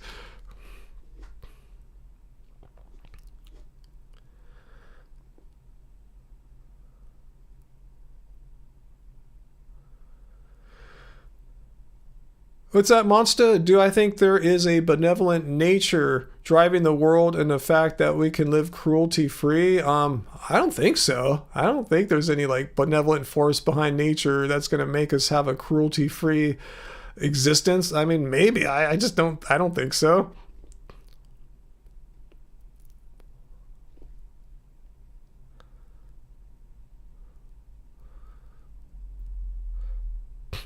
And I don't understand whether or not an animal has a soul. I mean, I'm not even convinced humans have souls, but whether or not an animal has a soul seems irrelevant. It's an objective fact, though, that animals have the obvious capacity to experience pain. So I don't see how a soul has anything to do with that. You're saying if it didn't have a soul, then it could experience all the pain you want to inflict upon it, and it's totally cool. I don't see how does the soul have any connection to experiencing pain, the capacity to feel pain. So you're saying if an animal had no soul, I can just start hitting it on the head with a club and it's totally cool. Hey, it has no soul, right? You know, is that what you're arguing? I'm not sure.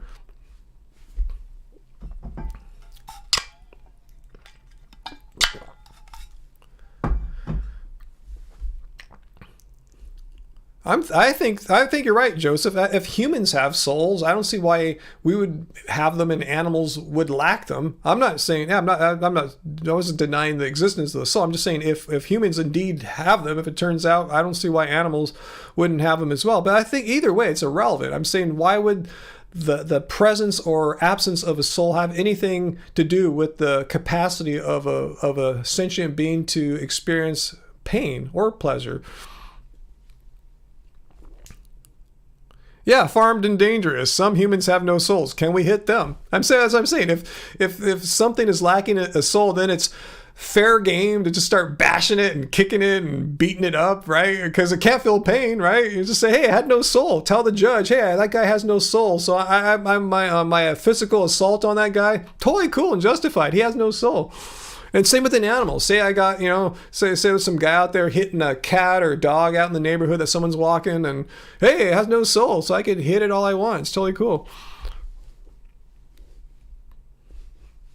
Yeah, it's not about soul, Shoe Vegan. That's what I'm saying. It's about pain. The soul is something that may or may not exist. You can't physically see it. We don't know objectively, yes or no, it's a true thing. We don't know, but we know for an absolute fact that sentient beings with brains and central nervous systems feel pain. We know that. There's no doubt about that.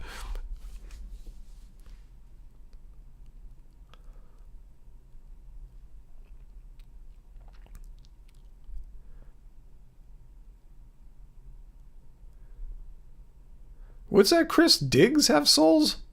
Though, not farm animals? Pigs, are you saying? Maybe? I don't know.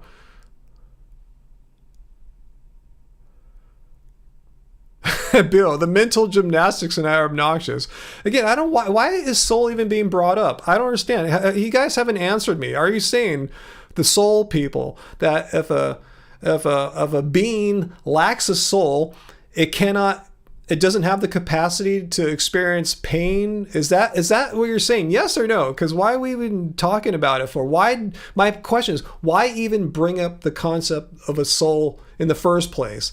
What does that have to do with anything? We're all talking about all this stuff, but I'm just trying to bring it back to reality here.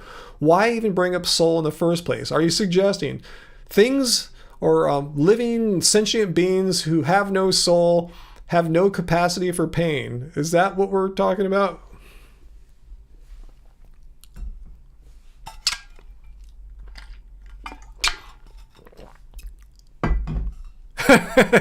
That's what's going on, Eddie, huh? He's actually working behind the scenes to make this a long live stream, huh?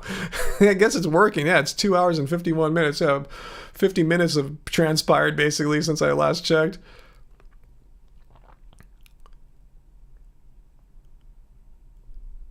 Chris, being anti-vegan is tough. I tried it for this live stream and felt myself losing brain cells. Oh, you've been acting all night, Chris? I thought your name was familiar, but I said, I can't keep track of everyone. I recognize a lot of names, but have you been acting anti-vegan tonight? Is that it? If so, you've asked good questions, Chris. I guess you know what you're doing.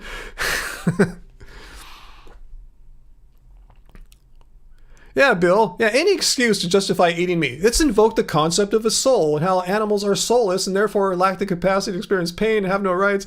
Therefore, I can eat meat and dairy, right? Is that and eggs?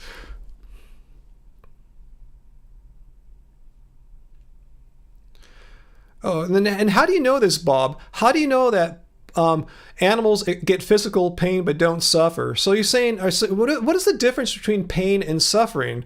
Isn't the experience of pain at its essence the definition of pain? I don't see how I could remove the concept of suffering. Pain and suffering are essentially intertwined. That's what pain is. When you feel pain, you are suffering. Like, how could you experience pain and not experience some kind of discomfort and suffering? Please explain that to me, because that makes no sense. It's like telling me, yeah, I have I can describe to you a circle that has 4 corners.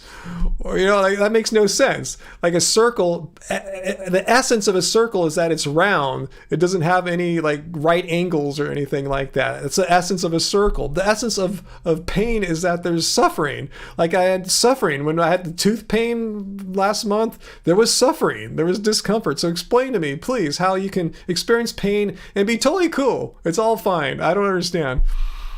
That makes no sense. Anyway, recovering Catholic, you have a type of vegan anorexia. Wow, that sounds pretty serious. You want to share that with us or not? What's that, Peter? The Canadian government is spending money to invest in farming bugs to eat? Really? Who's going to eat these bugs, Peter?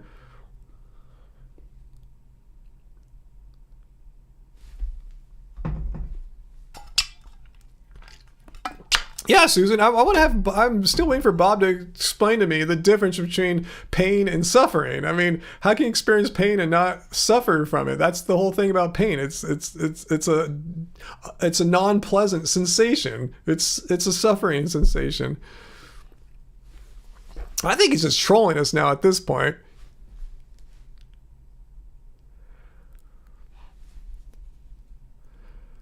You can be perfectly fine physically and be suffering greatly. Yeah, I understand that, but I'm saying pain is by nature a very unpleasant sensation and feeling. Yeah, they might not be suffering, like say they went bankrupt or they flunked out of college or lost a loved one or something like that. Yeah, it's a different kind of suffering. I completely understand that, but if someone shoots you in the foot, I don't care if you're a human or a cow or a pig, you're suffering. You're suffering physically, not mentally. Oh, I guess mentally too. You're angry. Yeah, it's just a suffering experience. I understand. So you're saying if we shoot a pig and a human in the foot, it's different? I don't understand. Or are you just saying pigs don't have the capacity to suffer like mentally, like say from dropping out of college or going bankrupt or something?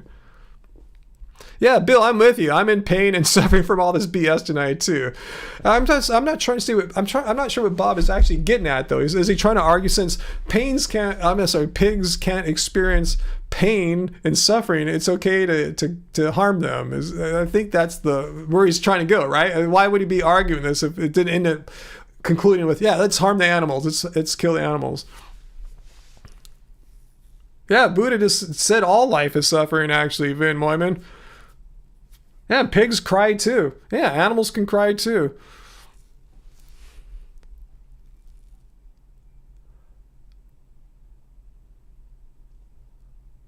Yeah, Annoyed Aussie. Yeah, it's been shown that larger, more intelligent animals like cows, which are some people consider they're dumb. They're not. When their babies are taken away from the mothers, there's you can see videos of this stuff where there's a suffering, loud sound that the mother cows give off. Why are they doing that? Because they're bummed. They're suffering. You can call it whatever you want, Bob, but animal pain, suffering. What's the difference? I mean, if you shoot a pig in the foot, it feels pain. It's suffering. If you shoot me or you in the foot, Bob, I'll feel pain. I'll be suffering. I don't see what the difference is. You haven't made any essential distinction between them other than we can suffer some kind of anguish things maybe that animals may not, perhaps, but if you shoot in the foot, it's pretty immediate. You're going to be feeling pain, you're going to be suffering. Monster, that's cool. Yeah, plants are sentient, so we should only eat steaks made from the tree bark. Yeah. Animals aren't in pain most of the time. Yeah, my cats aren't in pain most of the time. Yeah. Yeah, animals, are definitely in pain when they're getting shot in the throat in the slaughterhouse. There's no denying that. And they are suffering when that happens too. Just the whole experience of being in the slaughterhouse, the lead up time, being transported to a slaughterhouse and being walked or herded or corralled through the slaughterhouse before, and they've seen the animals in front of them being shot in the throat. That's suffering. And then they finally get the ultimate suffering by having that happen to themselves. So yeah.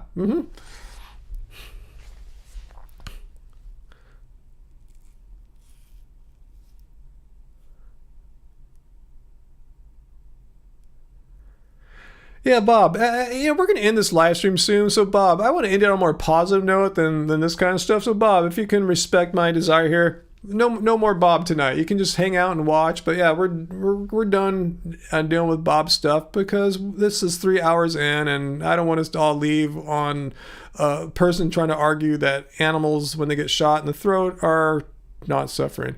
Let's leave it at that, Bob. All right, well, you want to come back another week? Cool. Yeah, Bob, you're out. That's what I'm saying in a really polite way. Respect my wishes. You're out for right now because we don't want to take that off with us.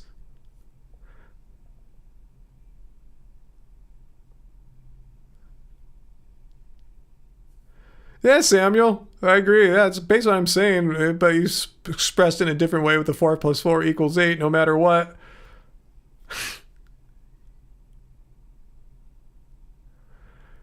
Recovering Catholic. Wait, isn't Robert Lustig correct when he said sugar is bad? Well, then don't drink sugar. Don't put sugar in your coffee or tea or water or whatever people do if you really are afraid of sugar. I don't own any sugar here. I haven't used table sugar in years.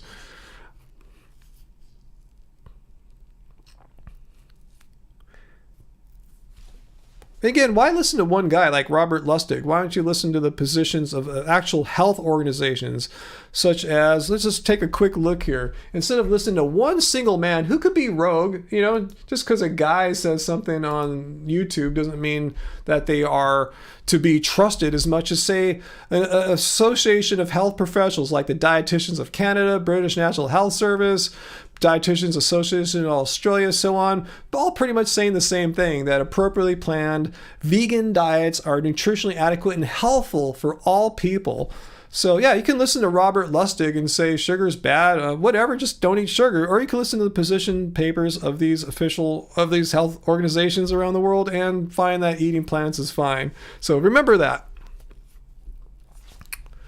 Yeah, one guy could say anything. One person could be rogue and, say whatever the hell they want. But yeah, if you are a health organization, your reputation is at stake here. If you're telling people to eat vegan because it's nutritionally adequate, assuming you don't do anything ridiculously silly, and it turns out to be horrible and kills people or wrecks their health, then their reputations are crap and no one will listen to them again.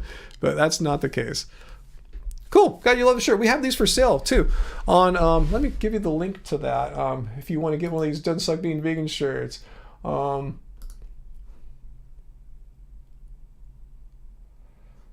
Let's see.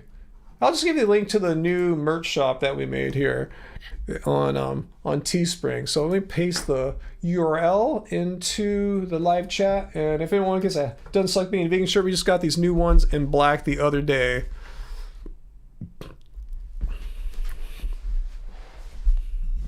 All right, cool. Bob was quiet. Yeah, Bob is a good dude then.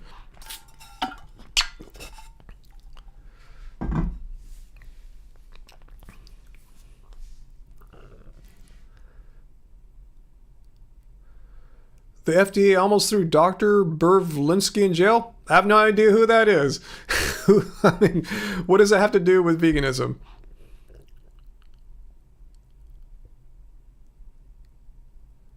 Wow, Steve. See, Stevens, many preventive doctors are now recommending veganism, even mental health professionals.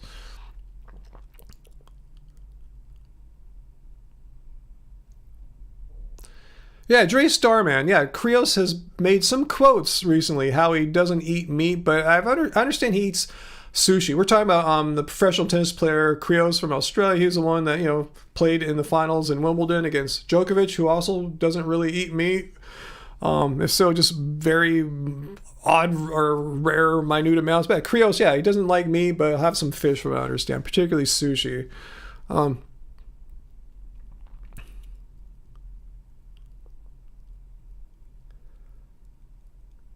Wow, coming out of Vegana, you'll be back in the U.S. on the 19th. Wow, it's gonna be weird for you, man. Are you moving back, or are you just making a trip? What's Angie have for dinner tonight? I don't know. I think I hear her taking a bath right now, so I don't know. We'll have to make something together.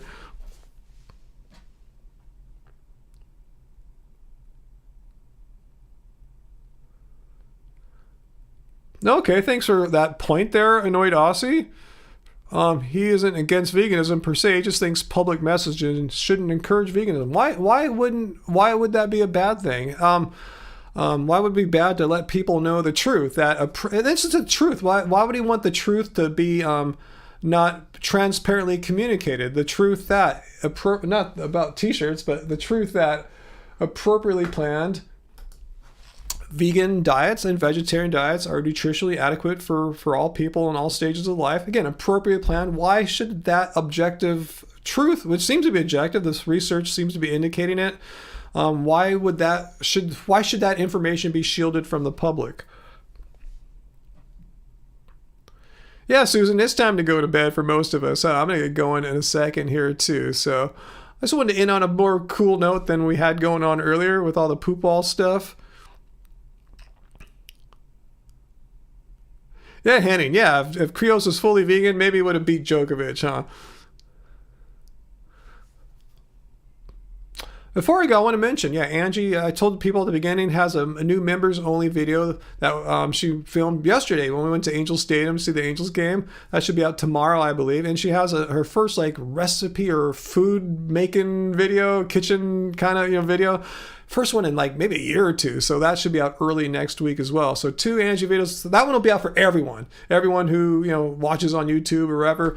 And yeah, the members only video for Angel Stadium, that'll be out for our channel members. So join our channel, and we'll get our channel members live stream happening. I'm gonna try my damnedest to make it happen next week.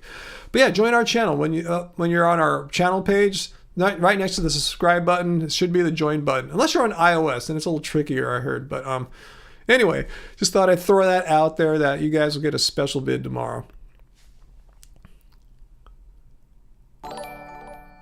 Oh, wow, Jordan, you're still here. Awesome. I still got to watch your video. I'll let Angie know that we got it now.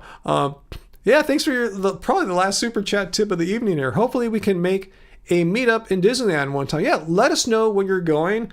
Our passes expire at the end of... We can't go for a few months. We have the Southern California Residence Pass, which means we can't go for July and most of August. But we have 2 dates at the end of August. So if you happen to be going around then, let us know. And then our passes expire because it will have been a year since we got them. And I don't know if we're going to renew them. Disney hasn't even said that they're going to let us renew. We don't know what's going on yet. But we'll keep in touch about that for sure, Jordan.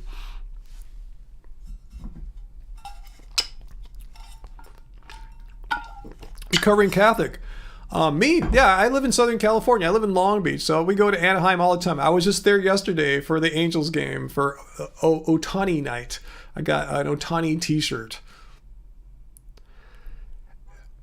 Eddie, I'm watching this channel on YouTube called Fresh Baked. We've seen him there filming. Anyway, he's keeping up with all the latest info and rumors, and he seems to have got confirmation on the Disney app, chatting with a cast member, that they will be issuing new passes sometime in August, but they didn't make any specifications as to how much they cost, or anything like that. So we will see. Want to hear my solo? Want to hear me solo my guitar? Yeah, cool. Let me send you a link to the latest Love Spirals video where you can do that. Let's go there really quickly.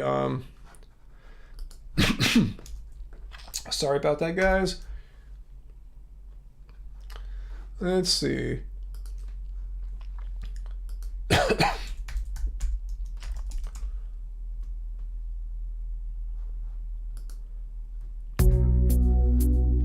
Let me give you a link to our latest music video.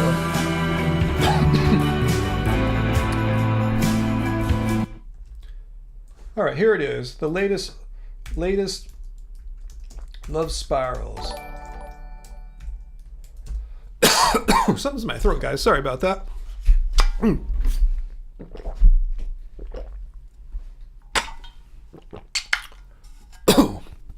Yeah, Jordan, I'll let you, and I'll let everyone know if and when we renew our Disney passes. But yeah, we have 2 dates at the end of August in case anyone wants to try to meet up with us then. Yeah, I think the water has helped. I don't know, it's probably coughed up, inhaled a piece of dust or something. Maybe I inhaled a bug and I'm not vegan anymore, right? Who knows? Yeah, Jordan, I didn't know you wanted to visit at Disney, but yeah. Yeah, we'll find a way to meet up with you sometime, Jordan, for sure. Just as long as you are a fan of ours and keep watching, you'll hear about something. We'll do something for sure. But yeah, let us know if you're making any plans to come out this way, and yeah, we'll just let you know if it's gonna work out. If maybe we'll just keep we'll stay in touch. Bill, are you seeing Dark Star Orchestra on the 29th? Is that a Grateful Dead cover band by any chance? Oh, Eddie, chatting at Whole Foods. Oh, wow. Were you there with like a female, a lady, a girlfriend or wife or something like that? I'm trying to think. That's the encounter I thought of. Oh, yeah. So that's cool. Yeah, have you been watching the Dead & Co. summer tour? Yeah, we didn't go to the LA show. I hate Dodger Stadium for concerts, so we just didn't go. Hey, thanks, Annoyed Aussie. Much appreciated. And Annoyed Aussie, I was asking you last time, you're still a channel member. I didn't see a way to remove you, and I didn't find any real need to. There's no way to like transfer it to someone else. You're channel member for the month, Annoyed Aussie, so cool. But thanks for the super chat tip there. You'll save up for tickets to LA, Jordan? Awesome. Yeah, it'll be cool to meet you. I can't wait to watch our interview with you. We'll watch that later on tonight. Or it's getting kind of late. If not tonight, watch it tomorrow for sure. Oh, Recovering Catholic, you can get a Disney for free? Oh, that's cool. I actually have a friend that works there too, at one of the restaurants, so he can get us in if we need to. But yeah, it's you only go once a year with like that, so I just want to get the passes, the SoCal residence passes, where it lets us go pretty much anytime we want, Monday through Thursday, as long as the reservation system is open. Bill, you saw Dead & Co. in Eugene. I've seen him a bunch of times. Seen him in L.A., Irvine, San Diego. Yeah, I like them. I like John Mayer playing with those guys. I think they're super tight. They're just a great band. Him and John and Jeff on piano. Jeff's one of my favorite pianists, really. Him, Jeff on piano and Hammond organ. I first encountered Jeff, the keyboard player, back with the Bob Weird band, Rat Dog, a long time before Dead & Co. I go, wow, this guy's a cool find. How did Bob find this guy? And I'm glad him and John are working together in the band.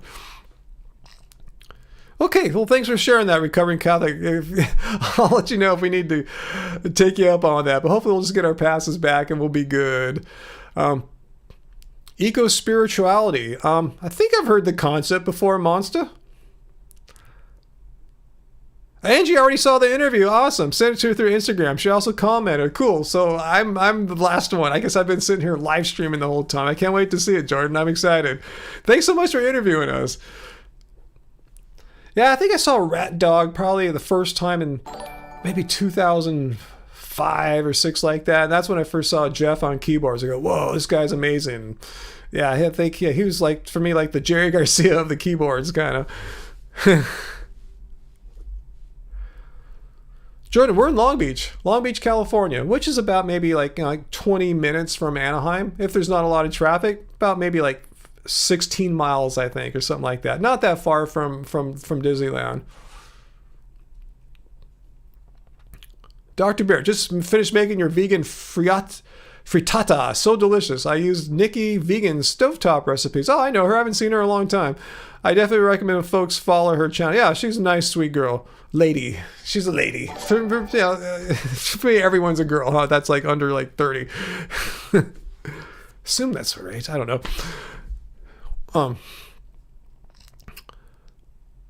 Cool. Lynn's gonna watch the interview too. Awesome. Let me see if I have the link again for the interview, and I'll paste it one more time here. Jordan's interview of us. Here it is. I'll paste it one more time. Copy link. All right, here we go. Enter view. All right, here it is in the live chat there. The doctor show is stupid. Yeah, did you see us on the doctors there? Yeah, those guys were they're a lot, you know, they're a lot to handle.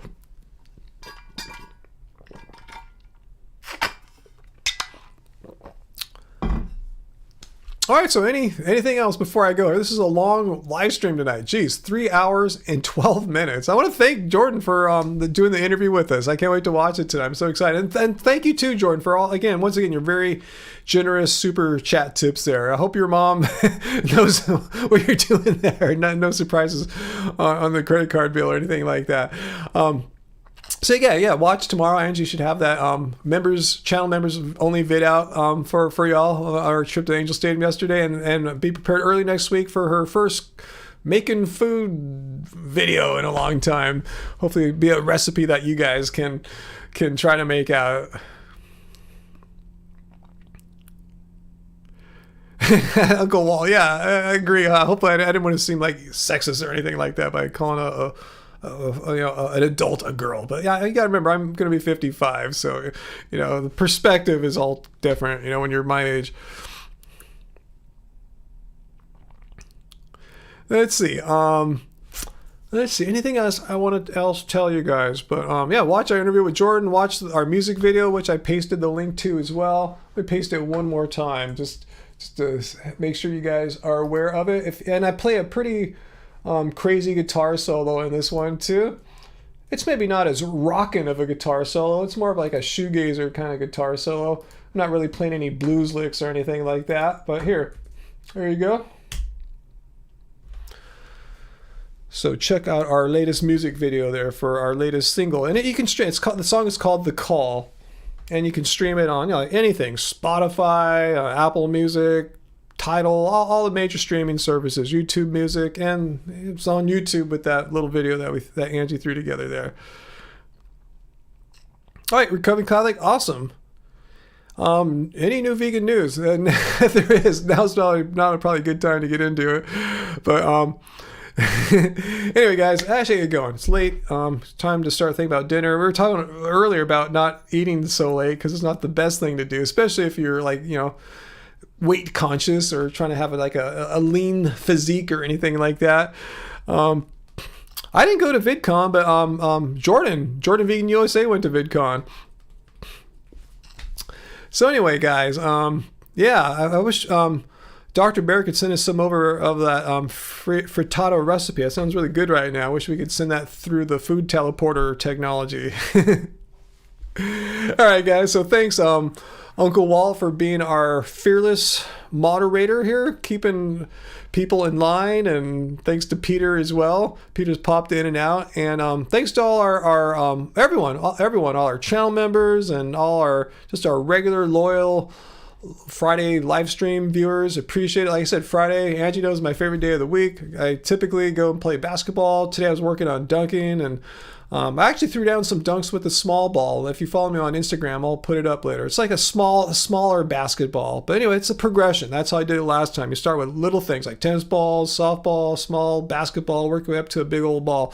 So when I'm on my way, I was hoping I'd be able to dunk a regulation size ball by my birthday. I only have like 15 days to do it, so we'll see. But anyway, yeah, it's Fridays for me. Live stream, gym, it's awesome. I wish every day was a Friday for me. So hopefully you guys enjoy these live streams as well, and hopefully you guys have good Fridays as well. But I'll see you guys soon. Like I said, I might try to do a midweek live stream next week, but if not, it's because we got to get our channel member live stream going on. So we'll see how next week plays out. But yeah, just keep in touch. Make sure you are subscribed so you get notifications when we make posts to our community tab where we communicate a lot of info. I think all our channel members are automatically part of that because we have channel member only community posts there too. But everyone, yeah, we have general ones for everyone.